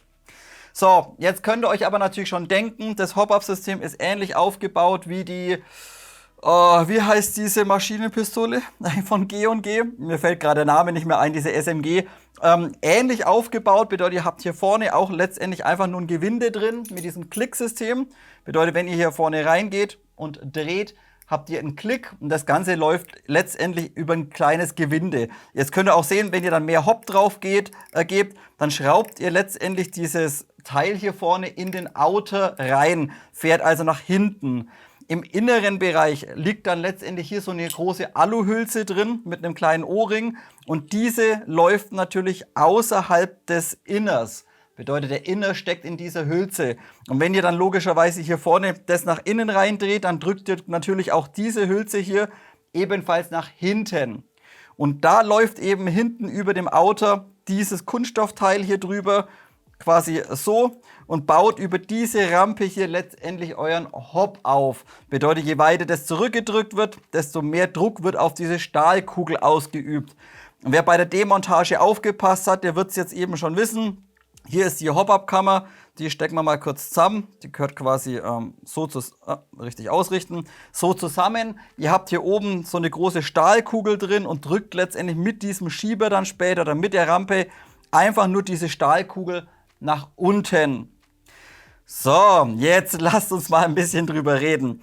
Der allererste und wichtigste Punkt meiner Meinung nach, ja, das Hop-Up ist speziell und es ist nicht zu Standard-GBB-Teilen kompatibel. Wer also meint, er kann sich jetzt hier irgendwie ein anderes Bucking reinbauen, irgendwie ein R-Hop-Bucking oder whatever, nein, ist leider nicht kompatibel und ist genauso speziell wie bei KWA. Bedeutet, das Bucking ist speziell und auch der Lauf ist ebenfalls speziell, denn ihr seht, hier haben wir eine deutlich größere Ausfräsung von der Arretierungsfläche wie bei einem Standard-GBB-Lauf. Quasi diese Breite hier. Und auch wenn wir das Bucking jetzt mal abziehen, seht ihr ebenfalls, dass hier die diese seitlichen Fräsungen für die Arretierung an einer anderen Position sitzen wie bei einer normalen GBB. Bedeutet, die müssten dann hier sein. Also hier müssen wir leider festhalten, Lauf und Bucking speziell und zu nichts anderem kompatibel. Aber, so, jetzt denkt ihr bestimmt wieder, jetzt regt sich der Reaper wieder auf, weil zu nichts kompatibel. Nö, ganz im Gegenteil, ich reg mich nicht auf, denn es funktioniert auch mit 0,32 Gramm BBs out of the box. Bedeutet, ich brauche gar nichts kritisch ansprechen, weil es funktioniert ja klasse. Wäre jetzt der Hop für 0,32 oder 0,36 zu gering gewesen, dann hätte ich gesagt, es ist Murks, weil nicht kompatibel und ich entsprechend nichts anderes reinbauen kann. Da es aber out of the box sogar sehr, sehr gut funktioniert, wie gesagt, werde ich es nicht kritisch ansprechen. Also wie gesagt, Lauf speziell. Und jetzt nochmal ganz kurz, gerade für Einsteiger nochmal als Wiederholung, beim Chrono vorhin oder bei der Energie vorhin schon kurz angesprochen. Ja, wir haben eine 7 Zoll Version mit einer Lauflänge von 190 mm Lauflänge und einem Innendurchmesser von 6,03 mm. Und dass ihr natürlich aus dem 190 mm Stubbellauf nicht so viel Energie rausbekommt wie jetzt bei einem 270 oder 360 mm Lauf, sollte den meisten natürlich klar sein. Also wie gesagt, ich wiederhole mich ganz kurz, aber wer mehr Energie möchte, muss zu einer längeren Version greifen. Nur der Gasdruck oder nur die Erhöhung des Gases bringt euch bei der 7 Zoll Version nicht mehr Energie. Also da braucht ihr dann schon die 10 Zoll Variante oder wenn ihr irgendwie 2 Joule rausdrücken wollt, braucht ihr vermutlich sogar die 12 Zoll Variante. Am besten, ihr schaut euch dann mal die Chronoteste beim Bruce an. Der hat, glaube ich, die 10 Zoll Version oder die 10 Zoll Variante. Und dann könnt ihr den Unterschied der Energie eben vergleichen. Je nachdem, was für ein Gas der Bruce verwendet, weiß ich jetzt eben aktuell nicht. Aber wie gesagt, einfach festhalten, 7 Zoll Version, Max Energie 1,4 bis maximal 1,5. Mehr ist nicht möglich. So, und Lauf eben speziell. Was man aber allerdings oder was sehr gut ist, muss man sagen, der Lauf, ja, es ist ein Standard-Messinglauf. Er hat aber bereits 6,03 mm Innendurchmesser und ist von der Qualität wirklich gut, muss man sagen. Also für einen Standardlauf hervorragend. Auch hier bei den Fräsungen, wenn ihr hier mal reinschaut, ihr habt hier innen drin quasi keinen feinen Grat oder sowas. Es ist nichts scharfkantig, wenn man hier mit dem Finger reinfährt. Also das ist von der Qualität super. Und auch vorne die Krone, das kann man jetzt wieder schlecht zeigen, aber die Krone vorne, die Phase ist extrem bei G&G. Die zieht sich fast bis zu dem Ohrring rein. Also der Lauf macht nach vorne sehr langsam, sehr weit auf. Und dadurch kann einfach das überschüssige Gas oder der überschüssige Druck hinter der BB kann richtig schön um die Kugel quasi vorne abgeführt werden und drückt nicht irgendwie die Kugel dann schräg oder so. Also das ist von der Qualität wirklich klasse und ebenfalls ein kleiner Ohrring vorne noch drin, damit der ganze Inner ordentlich zentriert wird. Also qualitativ wirklich spitze. So, und jetzt kommen wir eben zum Thema Hop-Up. Wie gesagt, ihr könnt out of the box problemlos 0,3, 0,32 Gramm BBs reinpacken und das funktioniert wirklich spitze, obwohl wir hier wirklich nur mit so einer Stahlkugel letztendlich die Patchfläche runterdrücken. So, und warum das funktioniert, das verstehe ich jetzt auch nicht ganz, aber es funktioniert. Bedeutet, ihr habt ein ganz spezielles Bucking und das könnt ihr eigentlich vergleichen. Es ist eine Ja, ein bisschen wieder eine Mischung aus einem Maple Leaf und einem R-Hop. Bedeutet, ihr habt eine sehr, sehr große Patchfläche innen drin. Eigentlich kann man schon fast sagen Flat Hop oder ähnlichen R-Hop. Aber ihr seht, die Patchfläche ist genau in der Mitte, wenn ihr das sehen könnt, ist genau in der Mitte quasi nochmal geschlitzt. Also in dem Winkel wird letztendlich auf die BB draufgedrückt, aber die Patchfläche deckt sehr viel Fläche letztendlich ab. Also ist schön lang gezogen. Ich schneide jetzt das Bucking nicht auf, denn wie gesagt, es passt nur dieses Bucking. Sonst hätte ich es mal kurz aufgeschnitten. Aber wie gesagt, das funktioniert wirklich klasse. Und zunächst bin ich mal davon ausgegangen, dass nach dem Schießen dann, wo ich dann die ganzen BBs raus hatte, dachte ich mir, oh, die haben bestimmt auch irgendwie einen Flat-Top drin, einen großen Tensioner oder so, weil das funktioniert echt spitze. Und dann baue ich das Ding auseinander und sehe, dass die letztendlich bloß mit so einer Stahlkugel runterdrücken. Ja, wir drücken nicht die ganze Patchfläche irgendwie, sondern wir drücken eigentlich bloß mit einer Kugel da drauf und trotzdem funktioniert es. Und das finde ich halt wirklich faszinierend. Also irgendwie, ja, wir bewegen irgendwie nicht die ganze Patchfläche runter und wir drücken bloß mit einer Kugel und dennoch ist der Hop unheimlich konstant. Also wie gesagt, warum das funktioniert oder wie das genau mit der Patchfläche harmoniert, verstehe ich jetzt nicht ganz. Vielleicht kann es auch was mit der Materialhärte zu tun haben von dem Bucking, dass hier nur mit der Kugel so viel Fläche bewegt wird, weil anders kann ich mir das eigentlich nicht erklären, warum das so gut funktioniert. Aber wie gesagt, funktioniert tadellos, klasse, 0,3, 0,32. Ich meine, höher braucht er nicht, ne? Dass ihr in dem Ding jetzt nicht 0,45 spielt, sollte jedem klar sein. Aber so 0,32, von mir aus 0,36 könnt ihr auch noch verwenden, braucht ihr zwar ein bisschen viel Druck, aber es funktioniert. Also, können wir festhalten, leider nicht Standard GBB, aber es funktioniert out of the box wirklich sehr, sehr gut und lässt sich gut einstellen. Auch die Passgenauigkeit übrigens, habt ihr vielleicht gerade schon gesehen, wenn wir die Hop-Up-Kamera jetzt mal nochmal kurz zusammenstecken, auch das ist tadellos, bedeutet das Bucking wird hier richtig schön reingepresst und dichtet dementsprechend auch außenrum tipptopp ab. Auch wird das Bucking hier hinten nochmal gestützt außenrum. Könnt ihr hier, na, jetzt wird es ein bisschen unscharf, wartet mal, ja, so vielleicht. Wird hier außenrum nochmal mit so einem Ring quasi von der Kammer gestützt, damit auch natürlich der Übergang dann später zu Nozzle richtig schön satt ist. Bedeutet, wenn das Ganze hier reinfährt, guckt mal, saugt sich richtig schön kräftig ran und dementsprechend kann auch dann quasi hinten am Bucking letztendlich kein Gasdruck irgendwie hier hinten entweichen. Also auch das haben sie einfach gut umgesetzt. Und wie gesagt, out of the box, packt eure 0,3 rein, packt von mir aus euer Red Gas rein oder nehmt halt das Elite Force oder whatever, was ihr auch immer bevorzugt und spielt das Ding einfach. Nicht kompatibel, aber dennoch sehr, sehr gut und sehr zufriedenstellend, muss ich sagen. So, und genau so, und das war jetzt so gut gesprochen, genauso übernehme ich das jetzt fürs Fazit. Gut Leute, das soll es gewesen sein. Sind wir durch. G&G MGCR 556, 7 Zoll GBBR und es gibt abschließend natürlich mein ganz persönliches Fazit. Zunächst aber mal, vielleicht habt ihr das mitbekommen, Allgemeininformationen, Gassystem, technische Seite. Ich habe mich überall versucht, ein kleines bisschen kürzer zu fassen, denn ich hatte euch bereits vor einigen Tagen die ganzen Aufnahmen auf den Tisch gemacht, die Demontage, das ganze System innen drin, das Hop-Up demontiert und war da schon bei über 1,5 Stunden Videomaterial. Da muss man es nicht immer übertreiben und dementsprechend, wie gesagt, bei diesen Punkten ein bisschen kürzer gefasst. Dennoch werde ich euch jetzt ein sehr umfangreiches Fazit natürlich abliefern, gerade für die Leute, die eben nicht so viel Zeit haben oder vielleicht einfach bloß ein paar Infos suchen und das Video nebenbei laufen lassen und sich nur das Fazit anschauen. Einfach hier nochmal so eine kleine Zusammenfassung, die wichtigsten Punkte nochmal kurz angesprochen. Also, fangen wir an beim ersten Punkt. Erster Pluspunkt und meiner Meinung nach sogar einer der größten Pluspunkte, gerade im Vergleich zu Marui-Kniften, auch KWA, VFC, ist ja wurscht, welche GHK. Die Effizienz mit 173 Schuss aus einem Gasmagazin ist mehr als beeindruckend. Da kommt keine andere ran. Da kommt auch keine Marui ran mit 0,8 Joule oder sowas. Nix. 173 Kugeln mit 1,4 Joule, hervorragend.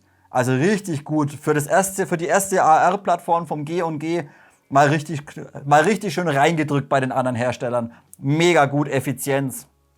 Und gleichzeitig können wir beim Thema Effizienz noch einen Pluspunkt geben. Thema Magazin hängt natürlich auch ein bisschen zusammen, aber gerade wenn man es vergleicht eben mit anderen GBB-Magazinen, es ist ein bisschen günstiger. Es kostet also keine 80 Euro, es kostet keine 90 Euro, das kostet halt 59 Euro und vor allem, es ist deutlich leichter. Also wo ihr quasi bei anderen Magazinen da irgendwie ein halbes Kilo Magazin habt, wiegt das Ding halt 380 Gramm.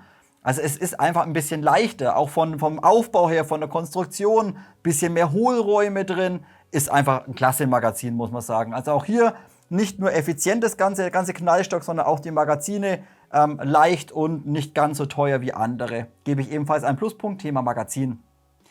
So, nächster Pluspunkt, die gesamte Bedienbarkeit von dem Ding ist ebenfalls saugut umgesetzt. Bedeutet, was mich natürlich mega freut, Feuerwahlhebel, 45 Grad, komplett alles beidseitig nutzbar, bis auf den Verschlussfang letztendlich. Aber das ist von der Bedienbarkeit einfach super. Klar, es ist eine Standard-AR-Plattform, keine Frage, aber es sind so Kleinigkeiten, die es wieder ein bisschen rausreißen. Gerade eben auch der Magazinhalter, hier auf der Seite richtig schön fett letztendlich. Ihr könnt den krumm drücken. Ihr müsst nicht perfekt irgendwie mit der Fingerspitze den erreichen, sondern Finger hoch, irgendwo drücken, ihr trefft den immer. Also das finde ich schon wieder schön umgesetzt. Und dann eben der Feuerwahlhebel, richtig schön knackig und eben 45 Grad, keine 90 Grad, feiere ich. Also Bedienbarkeit, Ambidex gebe ich ebenfalls einen Pluspunkt. So, der nächste Pluspunkt, ich glaube, den braucht man eigentlich gar nicht anschwätzen bei G&G, die Verarbeitung von dem Ding, die Materialwahl, die Beschichtung, astrein. Habe ich euch schon öfters angesprochen, ich hatte noch nie eine G&G, wo irgendwo ansatzweise was von der Verarbeitung mal daneben war. Also das ist seit Jahren, ist da einfach G&G, was die Verarbeitung angeht, ganz weit vorne. Und dementsprechend auch hier, auch von der Konstruktion, nicht einfach jetzt die Barrel Nut aus Alu gemacht oder so. Nein, ihr habt eine richtig massive Barrel Nut aus Stahl drin. An der wiederum knallt ihr halt mit 8 Schrauben euren Vorderschaft drauf. Und nicht irgendwie mit einer Madenschraube oder mit einem Gewindestifter unten rein. Und wenn ihr da mal ein bisschen mit Schmackes dreht, ja, überdreht's das Ganze. Nee, das hält einfach. Also dementsprechend hier, wie gesagt, Verarbeitungsqualität, Beschichtung, astrein. Wirklich astrein, gebe ich einen Pluspunkt. So, Thema Hop-Up werde ich aufsplitten. Der erste Punkt beim Thema Hop-Up positiv oder mehr als positiv. Das Ding, ja, bei dem Ding stopft ihr 0,32 Gramm BBs rein und das funktioniert out of the box. Bedeutet, ihr müsst jetzt nicht hergehen und müsst da irgendwie anfangen, ein anderes Bucking reinzumachen, irgendwie einen Tensioner. Und das funktioniert einfach. Obwohl die Konstruktion eigentlich von dem Tensioner nicht ganz, oder wie es ich halt kenne, nicht ganz so geil ist, aber es funktioniert trotzdem. Bedeutet ihr, nee, ihr habt keinen langgezogenen Tensioner irgendwie aus Gummi, der dann die Patchfläche runterdrückt. Nee, ihr habt eine fette Stahlkugel, die einfach aufs Bucking draufdrückt.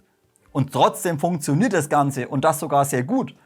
0,3, 0,32, super. Höher würde ich nicht gehen, denn bei ab 0,36 fängt es ja an abzubauen. Also 0,36, 0,4, so Geschichten vergesst's. 0,3, perfekt. Von mir aus 0,32 funktioniert auch noch. Und da arbeitet eben das Hop-Up-System sehr, sehr gut. Also das erstmal positiv. Kommen wir bei den Neutralpunkten ebenfalls nochmal zum Thema Hop-Up. So, nächster Pluspunkt, muss ich mal kurz ein bisschen spicken. Nächster Pluspunkt hatte ich mir notiert, habt ihr bei der Demontage gesehen, Verschleiß nicht vorhanden. Bedeutet, hier spreche ich ganz deutlich über den Verschleiß am Verschlussträger vorne, beim Bolt Carrier, was leider sehr, sehr viele AR-15 hier Probleme haben letztendlich. Auch VFC oder andere Hersteller, da machen sie so Stahlplättchen rein. Oder auch bei VFC könnt ihr den ganzen Verschlussträger komplett aus Stahl drin haben. Und trotzdem haut's euch diese Kante da unten kaputt, wo quasi der Verschlussträger am Verschlussfang arretiert. Weil das Ding jedes Mal dagegen prügelt und ein Prellschlag draufkommt. Und hier geht G&G ein bisschen einen anderen Weg. Ja, dadurch ist das System minimals ein bisschen träger, wenn der Gasdruck abbaut, aber ihr habt dafür keinen Verschleiß. Bedeutet, wir haben hier keinen Verschlussträger aus Stahl drin. Nein, der ist auch nicht aus Zink. Das Ding wiegt nix und ist aus Aluminium gefertigt. Bedeutet, der Rückstoß, der Kick, erzeugt letztendlich nur der Buffer, welcher aus Vollmaterial Stahl ist. Der Verschlussträger selbst ist aus Aluminium. Und wie gesagt, oder ich habe es versucht euch zu erklären, der Buffer hat hier eben keine starke Feder nochmal hinten drauf, dass quasi die Energie schnell umgelenkt wird, damit das System wieder schnell nach vorne katapultiert wird. Nein, G&G hat einfach einen Gummipuffer drauf. Das Ding schießt nach hinten, erzeugt einen sehr, sehr schönen Rückstoß letztendlich in der Schaftkappe hinten drin. Aber er wird einfach nicht nach vorne katapultiert, sondern wird einfach nur über die Buffer Spring einfach nach vorne befördert. So, und das ist wiederum, wie gesagt, dadurch ist das System minimalst träger, aber ihr habt einfach keinen Verschleiß am Verschlussträger. Das ist einfach so genau ausgerichtet, dass wenn das Ding hinten ist und der Verschlussträger hochfährt, dass eben nicht der ganze Verschlussträger nach vorne geschossen wird und dann irgendwie gegen den Verschlussfang dagegen knallt, sondern der fährt hoch, zack, das Ding bleibt stehen. Und dadurch war es eben G&G möglich, hier das Ganze so verschleißarm zu fertigen und zu konstruieren. Wie gesagt, finde ich positiv für meinen Teil, da es einfach nicht verschleißanfällig ist. Denn kauft euch mal bei VFC, kauft euch mal einen Verschlussträger. Wenn ihr einen herbekommt oder irgendwo einen findet, zahlt ihr teilweise 100 € nur für den Verschlussträger. Und nicht, weil der Verschlussträger verschlissen ist, nee, weil euch da vorne die Kante verschlissen ist. Die könnt ihr 3-4 Mal wieder nachfeilen, dass ihr wieder 90 Grad habt und irgendwann ist die Kante durch. Also hier positiv meiner Meinung nach, Verschleißanfälligkeit, Verschlussträger super und auch Verschleißabzugsgruppe ebenfalls klasse. Aber auch hier, Thema Abzugsgruppe, gibt es auch bei den anderen Herstellern nichts zu kritisieren. Also Abzugsgruppen können es ja eigentlich mittlerweile alle bauen, würde ich behaupten. So, und der letzte Pluspunkt, Materialzusammensetzung natürlich, Aluminium, viele Teile aus Stahl, eben wie gesagt Barrel Nut innen drin, auch oben der Nozzle Guide, Nozzle Rod, aus Stahl gefertigt, Abzugsgruppe, alle relevanten Teile aus Stahl gefertigt, bedeutet ihr zahlt 480 € und habt letztendlich auch alles, was wichtig ist, aus Stahl drin. Würde ich sagen, das ist vom Preis-Leistungs-Verhältnis ebenfalls tipptopp und das Material ebenfalls super umgesetzt oder super zusammengesetzt. So, wie gesagt, Material ein Pluspunkt und ergänzen wir vielleicht noch Preis-Leistung. Ja, würde ich auch noch mal einen Pluspunkt geben. Ob ich da jetzt irgendwie so viel Platz da drüben habe, weiß ich gerade nicht. Wahrscheinlich landet es irgendwo da unten. So, vielleicht der allerletzte Pluspunkt, was mir sehr positiv aufgefallen ist. Wir haben ganz am Anfang schon gesagt, positiv nicht Energieabgabe, sondern der erste Pluspunkt war, glaube ich, Effizienz, 173 Schuss, aber auch wenn ihr euch die Chronotests mal anschaut, jeweils mit 1 Sekunde Pause pro Schuss liefert das Ding eine unheimlich konstante Energieabgabe, obwohl es eine GBB ist. Bedeutet, das Ding schwankt euch nicht irgendwie 5, 6, 10 Meter pro Sekunde irgendwie rum.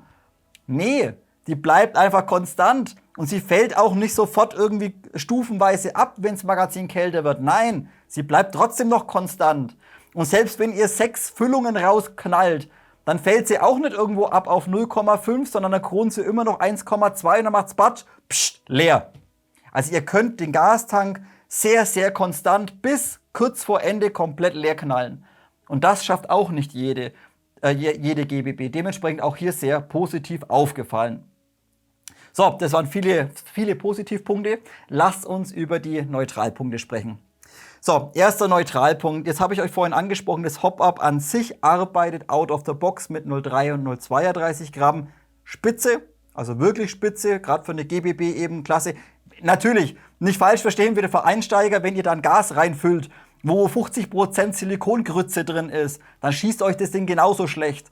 Also schaut halt, dass ihr ein gutes Gas nehmt mit wenig Silikonanteil.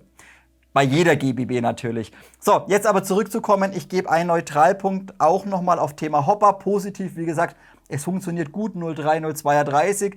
Zum Einstellen finde ich es allerdings nicht ganz so benutzerfreundlich wie bei anderen Herstellern. Bedeutet, gerade wenn ihr eine Schalldämpfer-Attrappe montiert, so wie ich jetzt zum Beispiel, würdet ihr so einen langen Inbusschlüssel benötigen. Den müsst ihr wieder irgendwo mitführen, den müsst ihr auspacken zum Einstellen des Hop-Ups oder zum Nachjustieren. Finde ich eben nicht ganz so benutzerfreundlich. Wenn ihr keine Schalldämpfer-Attrappe drauf habt und die Mündungsbremse drauf lasst, ja, dann braucht ihr halt trotzdem immer diesen Inbusschlüssel. Und wenn ihr jetzt in die Anleitung reinschaut von dem Knallstock, schreibt G&G, ja klar, ihr könnt hier unten den Griff aufmachen und ihr könnt letztendlich den Inbus da unten reinpacken in den Griff, dann ist er verstaut. dann klappert das Ding aber wie ein Hundsschwanz da innen drin rum und nervt unheimlich. Also dann wiederum müsst ihr dann auch nochmal irgendwie Schaumstoff mit reinpacken, weil sonst klappert euch der Inbus die ganze Zeit da unten rum und es nervt. Also ja, wenn ihr keine Schalldämpferattrappe verwendet, dann Inbus hernehmen, unten Pistolengriff aufklappen, stopft ein bisschen Schaumstoff rein und dann könnt ihr den Inbus da unten mitführen. Aber wie gesagt, bei anderen Herstellern stelle ich es über die Gasabnahme ein oder teilweise von innen bei manchen anderen GBBs, von KWA oder so zum Beispiel. Da brauche ich halt gar kein Werkzeug dazu. Also wie gesagt, hier vom Einstellen nicht ganz so benutzerfreundlich, finde ich, im Vergleich zu anderen Modellen. So, erster Neutralpunkt. So, der nächste Neutralpunkt, und das ist eben genau der Fall wegen dem Buffer, was ich schon angesprochen hatte. Das Modell ist aufgrund der Konstruktion etwas träger. Positiv habe ich eben gegeben, nicht so verschleißanfällig aufgrund der Konstruktion, aber neutral, dadurch ein bisschen träger, gerade wenn eben der Gasdruck abfällt. Wenn ihr also jetzt bei 4 Grad irgendwie das Ding betreibt, oder das heißt bei 0 Grad, da könnt ihr auch ein Redgas reinpacken, da könnt ihr ein Blackgas reinpacken. Sobald das Magazin ein bisschen kalt wird, wird das System etwas träger und schließt entsprechend etwas langsamer im Vergleich zu anderen Modellen. Aber wie vorhin schon angesprochen, wieder der Nachteil bei Systemen, die schneller schließen, da haut ihr euch halt den Verschlussträger kaputt auf Dauer. Muss man immer sehen. So, und da würde ich gleich ergänzen, den letzten Neutralpunkt, denn Negatives habe ich heute nichts. Der letzte Neutralpunkt auch wieder in Bezug auf die Trägheit. Die Kälteempfindlichkeit ist entsprechend nicht ganz so gut wie bei anderen. Habt ihr vielleicht im Chrono gesehen, bei 4 Grad Celsius, Magazin die ganze Zeit im Kühlschrank liegen gehabt, reingestopft, gekront. Ja, ihr bekommt die rausgeballert, die BBs, das ist gar keine Frage. Aber dann habt ihr auch wieder den Punkt, dann arretiert halt der Verschlussfang nicht mehr.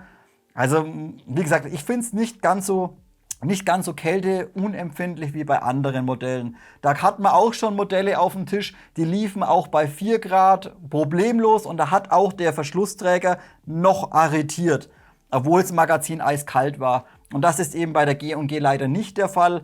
Aber dafür verschleißt ihr euch halt nicht, wie schon angesprochen. So, und das soll es eben schon gewesen sein. Wie gesagt, sehr, sehr viele Punkte. Wenn ich jetzt irgendwas vergessen habe oder wenn euch irgendwas an dem Knallstock noch interessiert, was ich jetzt eben nicht angesprochen habe, jederzeit Kommentarfeld nutzen. Auch wenn ihr was ergänzen möchtet, habt ihr vielleicht so ein Ding sogar schon, seid ihr mega zufrieden damit, taugt euch irgendwas nicht an dem Ding, jederzeit haut es unten ins Kommentarfeld rein. Und wenn euch dieses Video gefallen hat, vielleicht Like, Abo und eine Mitgliedschaft auf Patreon dalassen, würde mich mega drüber freuen.